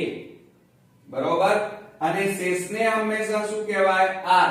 તો a કરતા આ r છે એ કેવા હોય? નાના હોય. જુઓ, 7 કરતા 0 નાના, 4 કરતા 3 નાના, 6 કરતા 1 નાના. એટલે b કરતા અહીંયા આ શું આપેલું છે આપણને? 6. 6 નંબરમાં આપણને ભાજક આપેલું છે. શું આપેલું છે? ભાજક. એટલે અહીંયા શું આવશે મિત્રો? b આવશે. શું આવશે? b. એટલે b કરતા હંમેશા r નાના હોય. એટલે જુઓ, આ b કરતા r નાના. ક્લિયર? જુઓ, એ જ રીતે 7 કરતા 0 નાના, 4 કરતા 3 નાના. એટલે જુઓ, એનો મતલબ એ થાય છે કે b કરતા શેષ હંમેશા કેવી હોય? નાની હોય. આનો મતલબ સમજાવવા આ ભાગાકાર કર્યા. b કીધું છે. b એટલે શું મિત્રો? ભાજક. શું થાય? b એટલે ભાજક થાય. શું મિત્રો? એટલે ભાજક કરતા શેષ હંમેશા કેવી હોય? નાની હોય. ક્લિયર થઈ ગયો? બીજું, આ જે શેષ છે એ કાં તો 0 હોય. કેવી હોય? 0. બરોબર? કાં તો 0, ધ્યાન રાખજો, 0 અને જે ધન સંખ્યા હોય, આ જે ભાજક છે એની અને 0 આ બંનેની વચ્ચે હોય. દાખલા તરીકે અહીંયા તમે b લીધા છે. b એટલે કેટલા લીધા છે? ભાજક. b ને શું કહેવાય મિત્રો? આપણે શું કહીએ છીએ? ભાજક કહીએ છીએ. તો આ b છે એ ભાજક. બરોબર? અને આ શેષ. તો શેષ છે ને એ હંમેશા કેટલી હોય? 0 અથવા તો ભાજક કરતા નાની હોય. એટલે અહીંયા જુઓ, કાં તો 0 મળે, કાં તો આ ભાજક હોય એના કરતા હંમેશા કેવી હોય? નાની. જુઓ, નાની મળે છે બધામાં. ક્લિયર? સમજાયું તમે? હવે વાત કરીએ, જો અહીંયા આપણને એમ કીધું છે પૂર્ણાંક. અહીંયા શબ્દ વપરાયો છે પૂર્ણાંક સંખ્યા. તો પૂર્ણાંક સંખ્યા આપણે ગયા વિડિયોમાં શીખી ગયા છે. પૂર્ણાંક સંખ્યાઓ મોટા ભાગે ઋણ, 0 અને ધન હોય. પણ અહીંયા કઈ લેવાની છે? અનઋણ સંખ્યા. અનઋણ એટલે ધન સંખ્યાઓ લેવાની છે. એટલે કઈ ધન સંખ્યાઓ? 0 સિવાયની. એટલે 1 2 3 4 5 6 7 8 9 અને 10. તો આ બધી પૂર્ણાંક સંખ્યાઓ લેવાની છે અને પૂર્ણાંક સંખ્યાઓનો આપણે ભાગાકાર કરવાનો. તો આને કેવી રીતે લખાય? જુઓ, આ 27. તો 27 ને કેવી રીતે લખાય? આ બેનો ગુણાકાર 4 × 6 + 3 શેષ ઉમેરી દો એટલે 4 6 24 24 + 3 એટલે કેટલા થાય? 7. એ જ રીતે આ 35 ની વાત કરીએ તો 7 × 5 + 0 એટલે 35 થઈ જાય. એ રીતે 6 × 7 BQ. આ 6 × 7 એટલે BQ વત્તા અહીંયા શેષ ઉમેરી દો R એટલે 6 7 42 42 ને 43 આવી ગયા. એટલે આ રીતે તમે આ સૂત્ર શું કહેવા માંગે છે એ તમને ખબર હવે પડી હશે કે ભાજ્ય બરાબર આ શું છે? ભાજ્ય બરાબર ભાજક ગુણ્યા ભાગફળ વત્તા શેષ. યાદ રાખજો કે ભાજ્ય બરાબર ભાજક ગુણ્યા ભાગફળ વત્તા શેષ. અને આ શું કહેવા માંગે છે કે હંમેશા b જે છે એટલે કે આ જે ભાજક છે એ ભાજક કરતા શેષ હંમેશા નાની હોય અને એ કાં તો 0 હોય કાં તો ભાજક જે લીધો હોય અહીંયા એના કરતા નાની હોય, પણ કદાપી માઈનસમાં ના હોય. મિત્રો ખ્યાલ આવી ગયો? એટલે આ વસ્તુ તમે અહીંયા યાદ રાખજો. આને ભાગ પ્રવધિ કહેવાય. અને ભાગ પ્રવધિનું બીજું સૂત્ર જો અહીંયા ધ્યાન રાખો, ભાજ્યને p of x પણ કહેવાય, ભાજકને gx પણ કહેવાય, ભાગફળને qx કહેવાય અને શેષને r of x પણ કહેવાય. ખ્યાલ આવી ગયો? એટલે એનું સૂત્ર બીજું આ રીતે પણ થશે નેક્સ્ટ ચેપ્ટરમાં કે p of x બરાબર gx ગુણ્યા qx વત્તા rx. એટલે તમારે હવે નોટબુકમાં આ પ્રમાણે લખી અને તૈયાર કરી નાખવાનો, કારણ કે હવે મેં નાનામાં નાની બાબત બધી સમજાવી દીધી. બરોબર? ક્લિયર? અને બીજી વાત, આ બંને સૂત્રો 1 અને આ 2 પણ તમારે 5 વાર લખીને તૈયાર કરવાના. બીજું એક આ સૂત્ર, બરોબર? આ બંને સૂત્રો તમારે 5 વાર લખવાના. અને આ બધી વસ્તુઓ પણ તમને ખ્યાલ હોવો જોઈએ, કારણ કે આના વગર તમને આમાં કઈ ટપ્પી પડશે નહીં. એટલે a બરાબર ભાજ્ય, b બરાબર ભાજક, q બરાબર ભાગફળ અને r બરાબર શેષ. ક્લિયર? આ આખી જે આપણે પદ્ધતિ અપનાવી એને યુક્લિડના ભાગાકારનું પૂર્વ પ્રમેય એટલે કે ભાગ પ્રવધિ કહે છે. બરોબર મિત્રો? હવે આપણે આગળ વધીએ અને એ છે યુક્લિડની ભાગ પ્રવધિનો ગુસાઅ. ગુસા નામ સાંભળ્યું એટલે તમે નાના ધોરણમાં ધોરણ 6 માં તમે આ વસ્તુ ભણી ગયા છો. ગુસાઅ જેને ગુરુત્તમ સામાન્ય અવયવ. ગુરુત્તમ એટલે મોટામાં મોટો અવયવ અને એ પણ કેવો? સામાન્ય અવયવ. એ તમારે અહીંયા શોધવાનો હોય તો અહીંયા ઉદાહરણ મેં આપ્યું છે. 6 ના ભાગ પાડ્યા. 6 કયા ઘડિયામાં આવ્યા? 1 ના, 2 ના, 3 ના અને 6 ના ઘડિયામાં 6 આવે. એ જ રીતે 8 ની વાત કરીએ તો 8 એ 1 2 4 અને 8 ના ઘડિયામાં આવે. તો હવે આ બંનેમાં સામાન્ય વસ્તુ કઈ? તો 1 પણ સામાન્ય છે બંનેમાં, 2 પણ છે. એ સિવાય કોઈ સંખ્યા બંનેમાં સામાન્ય નથી. 3 નથી, 6 પણ નથી. એટલે કઈ સામાન્ય સંખ્યાઓ છે? 1 અને 2. તો આ બંનેમાં મોટામાં મોટી સંખ્યા કઈ? 2. માટે ગુસા આપણો કયો થશે? 2. ક્લિયર? સમજાયું મિત્રો? પણ મિત્રો તમે જ્યારે નાના હતા ને ત્યારે જુદી રીતે શીખ્યા હતા. કઈ રીતે એ પણ તમને થોડી નજર મરાવી દઉં. જુઓ 6 ના 2 3 6 3 એકા 3 8 ના 2 4 8 બબે 2 4 2 એકા 2 હવે 6 ના ભાગ પાડ્યા તો અહીંયા શું આવે 2 ગુણ્યા 3 અને 8 ના 2 ગુણ્યા 2 ગુણ્યા 2 આ રીતે હવે બંનેમાં કોમન એટલે કે સામાન્ય વસ્તુ કઈ છે 2 તો આપણો ગુસા કયો આવશે મિત્રો 2 આવશે એ સિવાય બીજી કોઈ સંખ્યા ડબલ વાર ઉપર નીચે આવતી નથી બંનેમાં સામાન્ય હોવી જોઈએ ઓકે એટલે આને યુક્લિડની ભાગ પ્રવધિનો ગુસા કહેવાય હવે ત્યાર પછી આપણે આ બે ટોપિક હજી આપણે જોઈશું પણ એ પહેલા પરસ્પર અવિભાજ્ય પૂર્ણાંકોની વાત કરીએ અવિભાજ્ય એટલે અવિભાજ્ય પહેલા કોને કહેવાય કે જે સંખ્યાને એ જ સંખ્યા વડે અને એક વડે ભાગી શકાય એવી સંખ્યાને અવિભાજ્ય સંખ્યા કહેવાય હવે જો અહીંયા જો પૂર્ણાંકો એટલે કયા તો ધન પૂર્ણાંકો 1 2 3 4 p અને q ધ્યાન રાખજો ને સંખ્યા એક સિવાય કોઈ સામાન્ય અવયવ ન હોય જુઓ શું કહે છે જો પૂર્ણાંકો p અને q ને સંખ્યા એક સિવાય કોઈ પૂર્ણ સામાન્ય અવયવ ન હોય તો p અને q ને પરસ્પર એકબીજાના અવિભાજ્ય પૂર્ણાંકો કહેવાય દાખલા તરીકે ઉદાહરણ લઈએ જો અહીંયા એક ઉદાહરણ આપ્યું છે 12 ના અવયવો કયા તો 2 ગુણ્યા 2 ગુણ્યા 3 3 દુ 6 6 દુ 12 અને 25 ના અવયવ 5 ગુણ્યા 5 બરોબર આ p કહેવાય આ q લઈ લઈએ હવે આમાં બંનેમાં સામાન્ય સરખો કોઈ અવયવ છે ના ભાઈ તો એક પણ નથી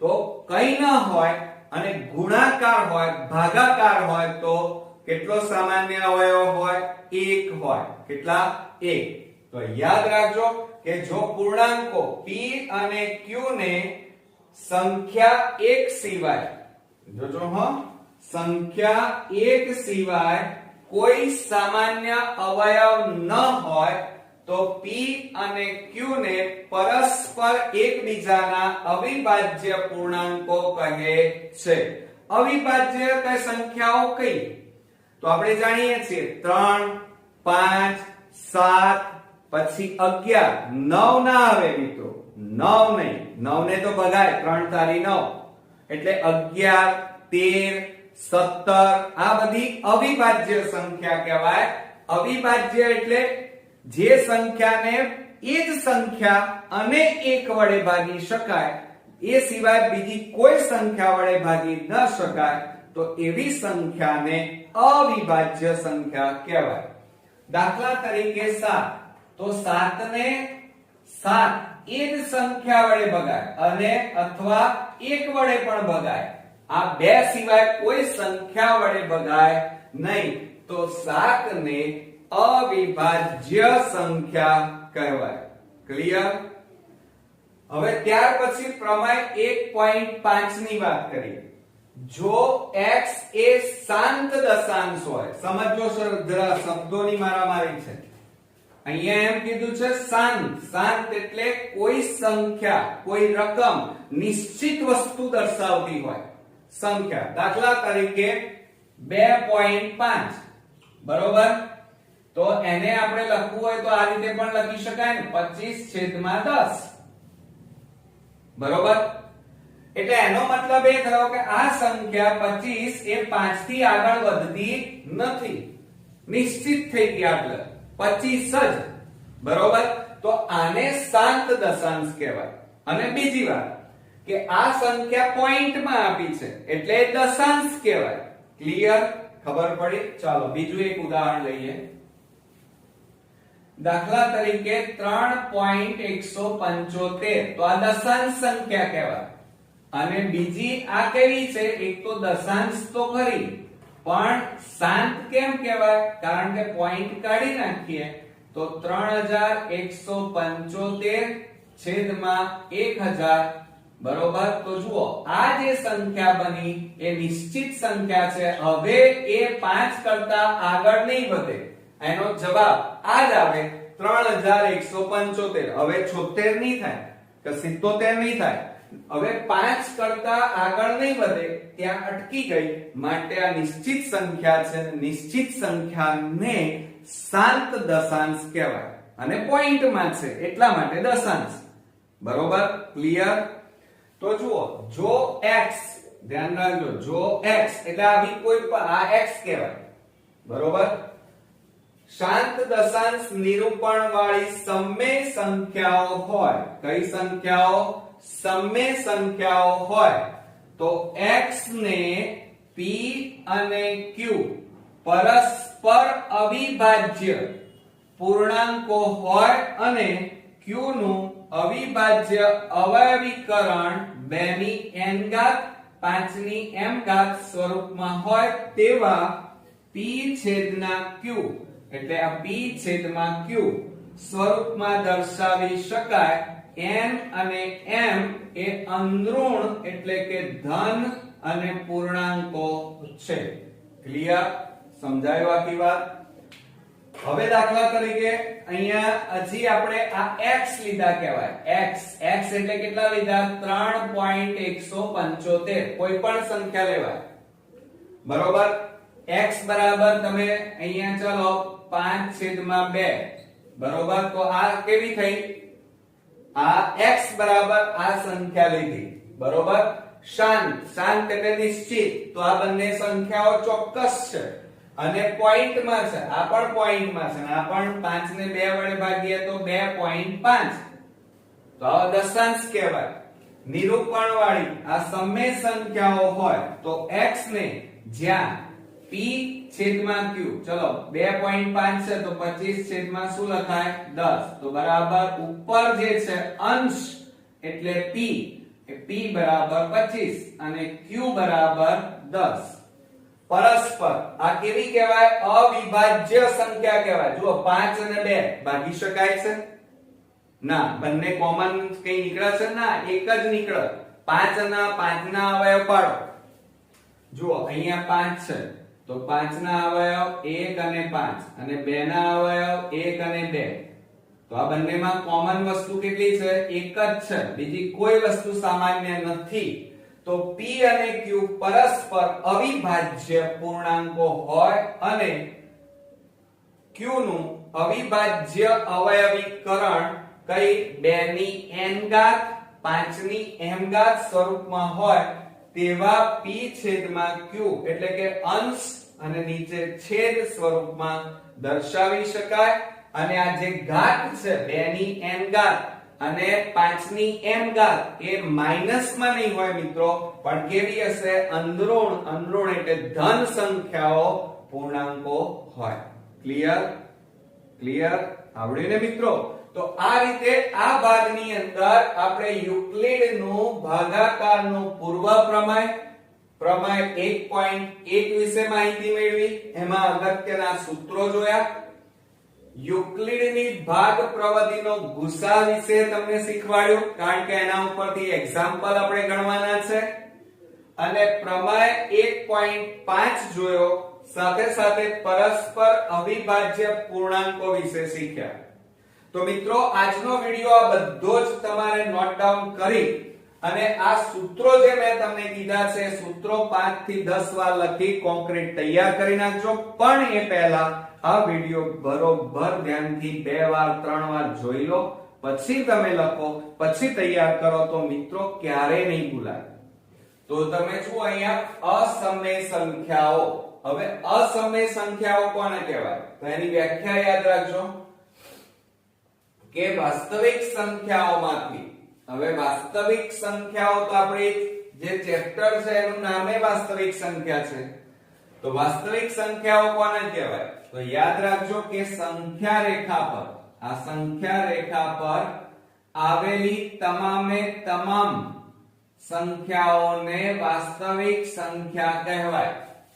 અને આ વાસ્તવિક સંખ્યાઓમાંથી સમય સંખ્યાઓને જો દૂર કરવામાં આવે તો મળતી બાકી સંખ્યાઓને અસમય સંખ્યા કહેવાય.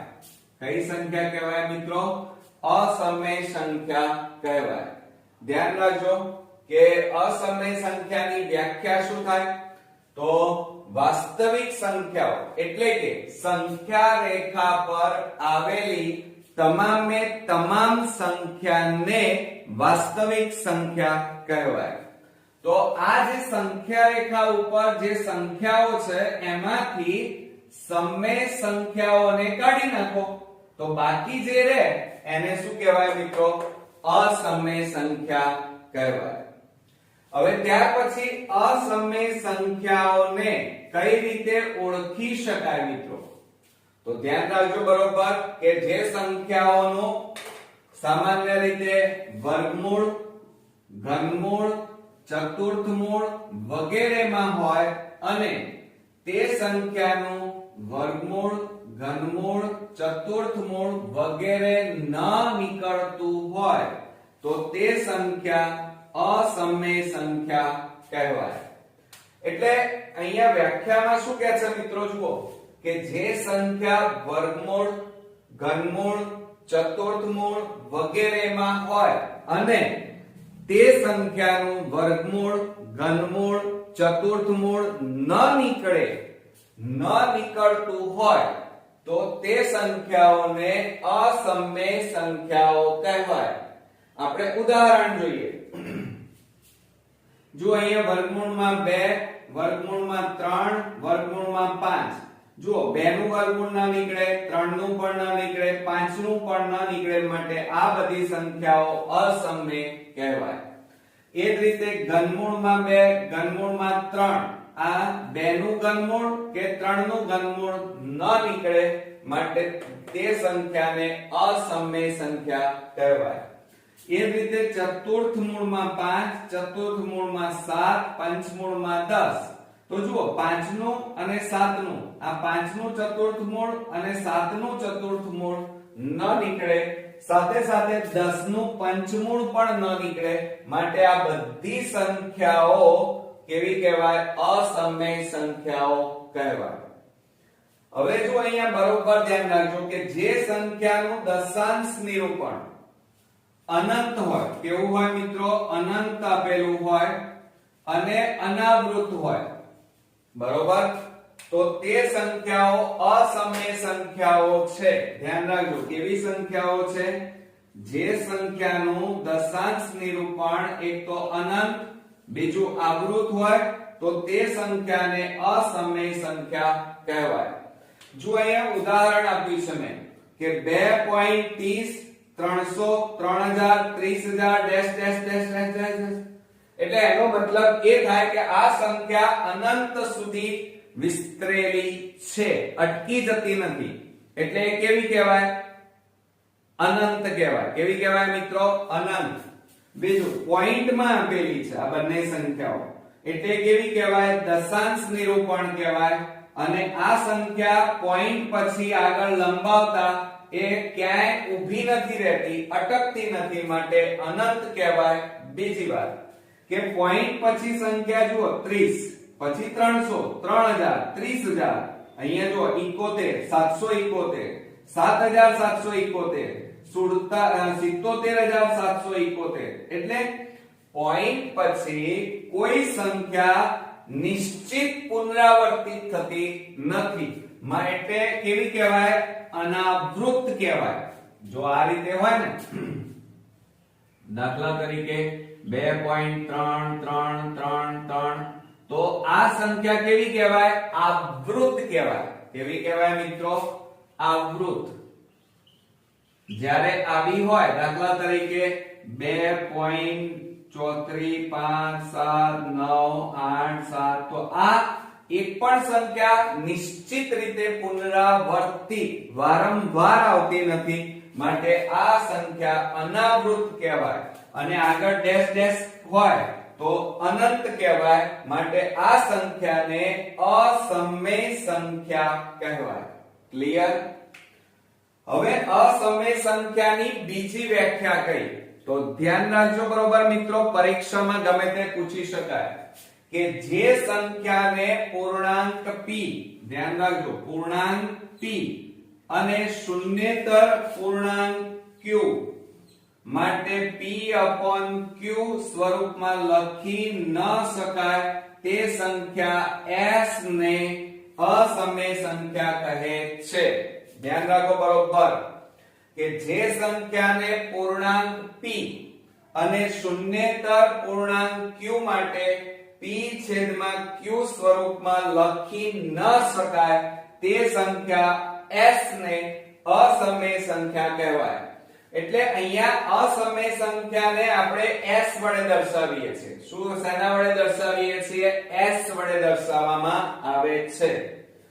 હવે ત્યાર પછી બીજું અહીંયા ધ્યાન રાખજો કે એક અગત્યનું સૂત્ર તમારે એક્ઝામ્પલમાં ખૂબ જ અગત્યનું છે અને એ તમારે તૈયાર કરવાનું છે કે ગુસા AB ગુણ્યા લસા AB બરાબર A ગુણ્યા B. આ સૂત્ર ઉપરથી વિભાગ B વિભાગ A માં તમારે 1 માર્ક્સના અને 2 માર્ક્સના દાખલા પૂછાશે. એટલે આ સૂત્ર ખાસ તૈયાર કરજો કે ગુસા AB ગુણ્યા લસા AB બરાબર A ગુણ્યા B. ક્લિયર? ત્યાર પછી સમય સંખ્યા કોને કહેવાય? તો ધ્યાન રાખજો, સમય સંખ્યા કે જે સંખ્યાને પૂર્ણાંક p તથા શૂન્યેતર પૂર્ણાંક q માટે p/q સ્વરૂપમાં લખી શકાય તે સંખ્યાને સમય સંખ્યા કહેવાય. અને જો અહીંયા એવું લખીએ કે સ્વરૂપમાં લખી ન શબ્દ વાપરી દઈએ, વચ્ચે કયો શબ્દ વાપરીએ? ન લખી શકાય તો એ સંખ્યાને અસમય સંખ્યા s કહેવાય. ક્લિયર? હવે તમે સમજો જરા p/q તો p ને પૂર્ણાંક કીધો છે. જુઓ p પૂર્ણાંક અને q એ શું છે? શૂન્યેતર પૂર્ણાંક છે. શું છે? શૂન્યેતર પૂર્ણાંક q. એટલે q એ શૂન્યેતર પૂર્ણાંક. પણ પાછું અહીંયા જુઓ q ની કિંમત 0 ના હોવી જોઈએ. એટલે કે q is not equal to 0 હોય. એટલે q ની કિંમત ક્યારે પે શૂન્ય લઈ શકાય નહીં. તો આ સમય સંખ્યાની વ્યાખ્યા થઈ. એટલે સમય સંખ્યા અને અસમય સંખ્યાની વ્યાખ્યા ખાસ તૈયાર કરજો. હવે આપણે પ્રમેય 1.3 જોઈએ. બરોબર ધ્યાન રાખજો કારણ કે આ બધું તમારું વિભાગ A માં પૂછાય છે મિત્રો. કે ધારો કે p એ અવિભાજ્ય સંખ્યા છે. આ p એ કેવી સંખ્યા છે મિત્રો? જુઓ અહીંયા p એ અવિભાજ્ય સંખ્યા છે અને ધન પૂર્ણાંક a એ કેવી સંખ્યા છે? આ a ધન પૂર્ણાંક માટે a² એ p વડે વિભાજ્ય હોય તો એ પણ p વડે વિભાજ્ય હોય. સમજો જરા, ધ્યાન રાખી અને બરોબર 2 વાર વાંચશો ત્યારે તમને માઇન્ડમાં અંદર ઉતરશે કે શું કહેવા માંગે છે. કે ધારો કે p એ અવિભાજ્ય સંખ્યા છે. અવિભાજ્ય એટલે દાખલા તરીકે આપણે કોઈ સંખ્યા લઈ લઈએ 4. બરોબર? ધન પૂર્ણાંક a માટે આ a છે એ ધન પૂર્ણાંક. બરોબર? a માટે a² લઈ લો. p વડે વિભાજ્ય હોય. ચલો હવે આપણે p ની જગ્યાએ કેટલા લીધા મિત્રો? 4. બરોબર? અને a બરાબર શું થાય? 4 અને a² એટલે 4 નો વર્ગ કરો તો કેટલા થાય? 16. એટલે a બરાબર તમારી પાસે શું આવ્યું? 4 અને a² બરાબર શું આવ્યા? 16. બરોબર? એક સંખ્યા ધારી લીધી આપણે કે p બરાબર 4 છે. બરોબર? p બરાબર કેટલા છે? 4. હવે બરોબર ના p બરાબર અહીંયા 2 લઈ લો. 2 લઈ લો. ચાલો p બરાબર અવિભાજ્ય સંખ્યા કીધી છે. અવિભાજ્ય સંખ્યા. બરોબર? તો 2 લીધા અને a બરાબર 4 લઈએ તો a² કેટલા થાય? 16 થાય. 4 નો વર્ગ એટલે 16. એટલે a બરાબર 4 અને a² બરાબર 16. હવે શું કહે છે જુઓ કે a² ને p વડે વિભાજ્ય એટલે a² જો અહીંયા a² ને p વડે વિભાજ્ય. ચલો a² કેટલા છે? 16 અને p બરાબર કેટલા છે? 2. જુઓ ભાગી શકાય છે 2 8 16 તો જવાબ કેટલો આવ્યો 8 એટલે વિભાજ્ય છે ને પછી શું કહે છે હોય તો a પણ p વડે એટલે a ને p વડે ભાગો ચલો તો બરાબર a એટલે કેટલા છે જુઓ અહીંયા 4 અને p બરાબર અવિભાજ્ય સંખ્યા કેટલી છે 2 2 2 4 તો જવાબ કેટલો આવ્યો 2 એટલે કહેવાનો મતલબ સમજો કે જે સંખ્યાને જે જો p વડે a ને ભાગી શકાય તો p વડે a સ્ક્વેર ને પણ ભાગી શકાય સાદી સીધી સરળ ભાષામાં સમજો કે જે સંખ્યાને p વડે ભાગી શકાય એટલે કે જો a ને p વડે ભગાય તો a સ્ક્વેર ને પણ p વડે ભાગી શકાય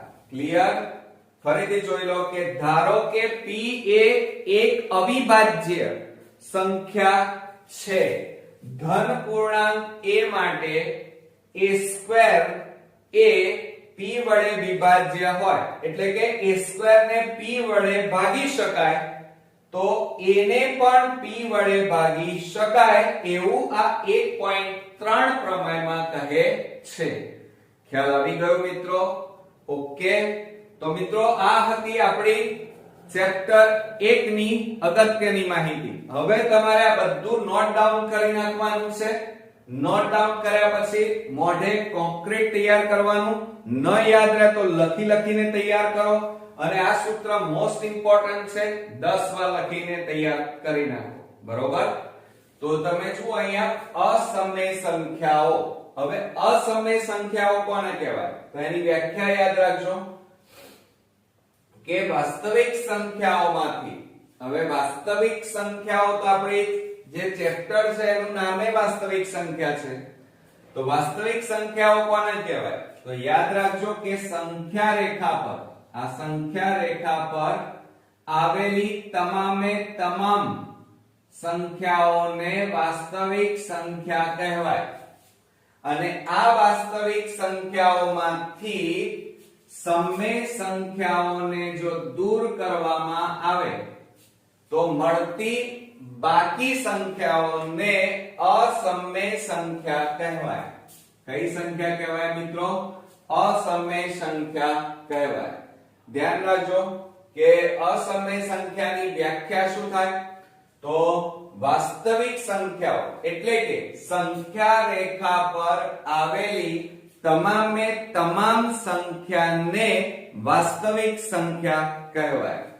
તો આ જે સંખ્યા રેખા ઉપર જે સંખ્યાઓ છે એમાંથી સમય સંખ્યાઓને કાઢી નાખો તો બાકી જે રહે એને શું કહેવાય મિત્રો અસમય સંખ્યા કહેવાય હવે ત્યાર પછી અસમય સંખ્યાઓને કઈ રીતે ઓળખી શકાય મિત્રો તો ધ્યાન રાખજો બરોબર કે જે સંખ્યાઓનો સામાન્ય રીતે વર્ગમૂળ ઘનમૂળ ચતુર્થમૂળ વગેરેમાં હોય અને તે સંખ્યાનું વર્ગમૂળ ઘનમૂળ ચતુર્થમૂળ વગેરે ન નીકળતું હોય તો તે સંખ્યા અસમય સંખ્યા કહેવાય એટલે અહીંયા વ્યાખ્યામાં શું કહે છે મિત્રો જુઓ કે જે સંખ્યા વર્ગમૂળ ઘનમૂળ ચતુર્થમૂળ વગેરેમાં હોય અને તે સંખ્યાનું વર્ગમૂળ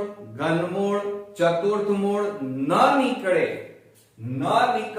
હોય તો તે સંખ્યાઓને અસમય સંખ્યાઓ કહેવાય આપણે ઉદાહરણ જોઈએ જો અહીંયા વર્ગમૂળમાં 2 વર્ગમૂળમાં 3 વર્ગમૂળમાં 5 જુઓ 2 નું વર્ગમૂળ ના નીકળે 3 નું પણ ના નીકળે 5 નું પણ ના નીકળે માટે આ બધી સંખ્યાઓ અસમય કહેવાય એ જ રીતે ઘનમૂળમાં 2 ઘનમૂળમાં 3 આ 2 નું ઘનમૂળ કે 3 નું ઘનમૂળ ન નીકળે માટે તે સંખ્યાને અસમય સંખ્યા કહેવાય એ જ રીતે ચતુર્થમૂળમાં 5 ચતુર્થમૂળમાં 7 પંચમૂળમાં 10 તો જુઓ 5 નું અને 7 નું આ 5 નું ચતુર્થમૂળ અને 7 નું ચતુર્થમૂળ ન નીકળે સાથે સાથે 10 નું પંચમૂળ પણ ન નીકળે, માટે આ બધી સંખ્યાઓ કેવી કહેવાય? અસમય સંખ્યાઓ કહેવાય.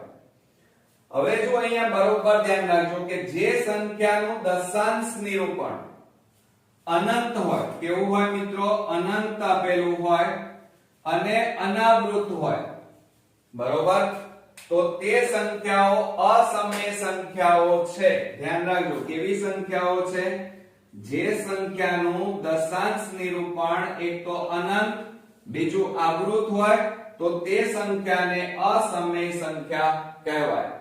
જો અહીંયા ઉદાહરણ આપ્યું છે મેં કે 2.30 300 3000 30000 ડેશ ડેશ ડેશ ડેશ, એટલે એનો મતલબ એ થાય કે આ સંખ્યા અનંત સુધી વિસ્તરેલી છે, અટકી જતી નથી, એટલે એ કેવી કહેવાય? અનંત કહેવાય. કેવી કહેવાય મિત્રો? અનંત. બીજું પોઈન્ટ માં આપેલી છે આ બંને સંખ્યાઓ, એટલે કેવી કહેવાય? દશાંશ નિરૂપણ કહેવાય. અને આ સંખ્યા પોઈન્ટ પછી આગળ લંબાવતા એ ક્યાંય ઊભી નથી રહેતી, અટકતી નથી, માટે અનંત કહેવાય. બીજી વાત કે પોઈન્ટ પછી સંખ્યા જુઓ 30, પછી 300 3000 30000, અહીંયા જુઓ 71 771 7771 77771, એટલે પોઈન્ટ પછી કોઈ સંખ્યા નિશ્ચિત પુનરાવર્તિત થતી નથી, માટે કેવી કહેવાય? અનાવૃત કહેવાય. જો આ રીતે હોય ને, દાખલા તરીકે 2.3333, તો આ સંખ્યા કેવી કહેવાય? આવૃત કહેવાય. કેવી કહેવાય મિત્રો? આવૃત. જ્યારે આવી હોય, દાખલા તરીકે 2.43 5 7 9 8 7, તો આ એક પણ સંખ્યા નિશ્ચિત રીતે પુનરાવર્તિત વારંવાર આવતી નથી, માટે આ સંખ્યા અનાવૃત કહેવાય. અને આગળ ડેશ ડેશ હોય તો અનંત કહેવાય, માટે આ સંખ્યાને અસમય સંખ્યા કહેવાય. ક્લિયર? હવે અસમય સંખ્યાની બીજી વ્યાખ્યા કઈ? તો ધ્યાન રાખજો બરોબર મિત્રો, પરીક્ષામાં ગમે તે પૂછી શકાય કે જે સંખ્યાને પૂર્ણાંક p, ધ્યાન રાખજો પૂર્ણાંક p અને શૂન્યેતર પૂર્ણાંક q માટે p/q સ્વરૂપમાં લખી ન શકાય તે સંખ્યા s ને અસમય સંખ્યા કહે છે. ધ્યાન રાખો બરોબર કે જે સંખ્યાને પૂર્ણાંક p અને શૂન્યેતર પૂર્ણાંક q માટે p/q સ્વરૂપમાં લખી ન શકાય તે સંખ્યા s ને અસમય સંખ્યા કહેવાય. એટલે અહીંયા અસમય સંખ્યાને આપણે s વડે દર્શાવીએ છીએ. શું શેના વડે દર્શાવીએ છીએ? s વડે દર્શાવવામાં આવે છે. હવે ત્યાર પછી બીજું અહીંયા ધ્યાન રાખજો કે એક અગત્યનું સૂત્ર તમારે એક્ઝામ્પલમાં ખૂબ જ અગત્યનું છે અને એ તમારે તૈયાર કરવાનું છે કે ગુસા AB ગુણ્યા લસા AB બરાબર A ગુણ્યા B. આ સૂત્ર ઉપરથી વિભાગ B વિભાગ A માં તમારે 1 માર્ક્સના અને 2 માર્ક્સના દાખલા પૂછાશે, એટલે આ સૂત્ર ખાસ તૈયાર કરજો કે ગુસા AB ગુણ્યા લસા AB બરાબર A ગુણ્યા B. ક્લિયર? ત્યાર પછી સમય સંખ્યા કોને કહેવાય? તો ધ્યાન રાખજો, સમય સંખ્યા કે જે સંખ્યાને પૂર્ણાંક p તથા શૂન્યેતર પૂર્ણાંક q માટે p/q સ્વરૂપમાં લખી શકાય તે સંખ્યાને સમય સંખ્યા કહેવાય. અને જો અહીંયા એવું લખીએ કે સ્વરૂપમાં લખી ન શબ્દ વાપરી દઈએ, વચ્ચે કયો શબ્દ વાપરીએ? ન લખી શકાય તો એ સંખ્યાને અસમય સંખ્યા s કહેવાય. ક્લિયર? હવે તમે સમજો જરા, p/q તો p ને પૂર્ણાંક કીધો છે, જુઓ p પૂર્ણાંક અને q એ શું છે? શૂન્યેતર પૂર્ણાંક છે. શું છે? શૂન્યેતર પૂર્ણાંક q, એટલે q એ શૂન્યેતર પૂર્ણાંક. પણ પાછું અહીંયા જુઓ q ની કિંમત 0 ના હોવી જોઈએ, એટલે કે q is not equal to 0 હોય, એટલે q ની કિંમત ક્યારે પે શૂન્ય લઈ શકાય નહીં. તો આ સમય સંખ્યાની વ્યાખ્યા થઈ, એટલે સમય સંખ્યા અને અસમય સંખ્યાની વ્યાખ્યા ખાસ તૈયાર કરજો. હવે આપણે પ્રમેય 1.3 જોઈએ. બરોબર ધ્યાન રાખજો, કારણ કે આ બધું તમારું વિભાગ A માં પૂછાય છે મિત્રો. કે ધારો કે P એ અવિભાજ્ય સંખ્યા છે. આ P એ કેવી સંખ્યા છે મિત્રો? જુઓ અહીંયા P એ અવિભાજ્ય સંખ્યા છે અને ધન પૂર્ણાંક A કેવી સંખ્યા છે? આ A ધન પૂર્ણાંક માટે a² એ p વડે વિભાજ્ય હોય તો a પણ p વડે વિભાજ્ય હોય. સમજો જરા, ધ્યાન રાખી અને બરોબર 2 વાર વાંચશો ત્યારે તમને માઇન્ડમાં અંદર ઉતરશે કે શું કહેવા માંગે છે. કે ધારો કે p એ અવિભાજ્ય સંખ્યા છે. અવિભાજ્ય એટલે દાખલા તરીકે આપણે કોઈ સંખ્યા લઈ લઈએ 4, બરોબર. ધન પૂર્ણાંક a માટે આ a છે એ ધન પૂર્ણાંક, બરોબર. a માટે a² લઈ લો, p વડે વિભાજ્ય હોય. ચલો હવે આપણે p ની જગ્યાએ કેટલા લીધા મિત્રો? 4, બરોબર. અને a બરાબર શું થાય? 4 અને a² એટલે 4 નો વર્ગ કરો તો કેટલા થાય? 16. એટલે a બરાબર તમારી પાસે શું આવ્યું? 4 અને a² બરાબર શું આવ્યા? 16. બરોબર. એક સંખ્યા ધારી લીધી આપણે કે p બરાબર 4 છે, બરોબર. p બરાબર કેટલા છે? 4. હવે બરોબર ના, p બરાબર અહીંયા 2 લઈ લો, 2 લઈ લઈએ. ચાલો, p બરાબર અવિભાજ્ય સંખ્યા કીધી છે, અવિભાજ્ય સંખ્યા, બરોબર. તો 2 લીધા અને a બરાબર 4 લઈએ તો a² કેટલા થાય? 16 થાય. 4 નો વર્ગ એટલે 16. એટલે a બરાબર 4 અને a² બરાબર 16. હવે શું કહે છે જુઓ કે a² ને p વડે વિભાજ્ય, એટલે a² જો અહીંયા a² ને p વડે વિભાજ્ય. ચલો, a² કેટલા છે? 16 અને p બરાબર કેટલા છે? 2. જુઓ ભાગી શકાય છે, 2 8 16. તો જવાબ કેટલો આવ્યો? 8. એટલે વિભાજ્ય છે ને. પછી શું કહે છે? હોય તો a પણ p વડે, એટલે a ને p વડે ભાગો. ચલો, તો બરાબર a એટલે કેટલા છે? જુઓ અહીંયા 4 અને p બરાબર અવિભાજ્ય સંખ્યા કેટલી છે? 2 2 4. તો જવાબ કેટલો આવ્યો? 2. એટલે કહેવાનો મતલબ સમજો કે જે સંખ્યાને જુઓ p વડે a ને ભાગી શકાય તો p વડે a² ને પણ ભાગી શકાય. સાદી સીધી સરળ ભાષામાં સમજો કે જે સંખ્યાને p વડે ભાગી શકાય, એટલે કે જો a ને p વડે ભગાય તો a² ને પણ p વડે ભાગી શકાય. ક્લિયર? ફરીથી જોઈ લો કે ધારો કે p એ એક અવિભાજ્ય સંખ્યા છે. ધન પૂર્ણાંક a માટે a² એ p વડે વિભાજ્ય હોય, એટલે કે a² ને p વડે ભાગી શકાય તો a ને પણ p વડે ભાગી શકાય એવું આ 1.3 પ્રમેયમાં કહે છે. ખ્યાલ આવી ગયો મિત્રો? ઓકે. તો મિત્રો આ હતી આપણી ચેપ્ટર 1 ની અગત્યની માહિતી. હવે તમારે આ બધું નોટ ડાઉન કરી નાખવાનું છે. નોટ ડાઉન કર્યા પછી મોઢે કોન્ક્રીટ તૈયાર કરવાનું. ન યાદ રહે તો લખીને તૈયાર કરો. અને આ સૂત્ર મોસ્ટ ઇમ્પોર્ટન્ટ છે, 10 વાર લખીને તૈયાર કરી નાખો. બરોબર? તો નેક્સ્ટ વિડિયોમાં મિત્રો હવે ચેપ્ટર 1 ના અગત્યના બધા ટેક્સ્ટ બુક ના બધા જ દાખલાઓ હું તમને ઈઝી સરળ મેથડ થી શીખવાડીશ. તો તૈયાર રહેજો. નેક્સ્ટ વિડિયોમાં ફરી મળીએ. ત્યાં સુધી ગુડ નાઈટ મિત્રો.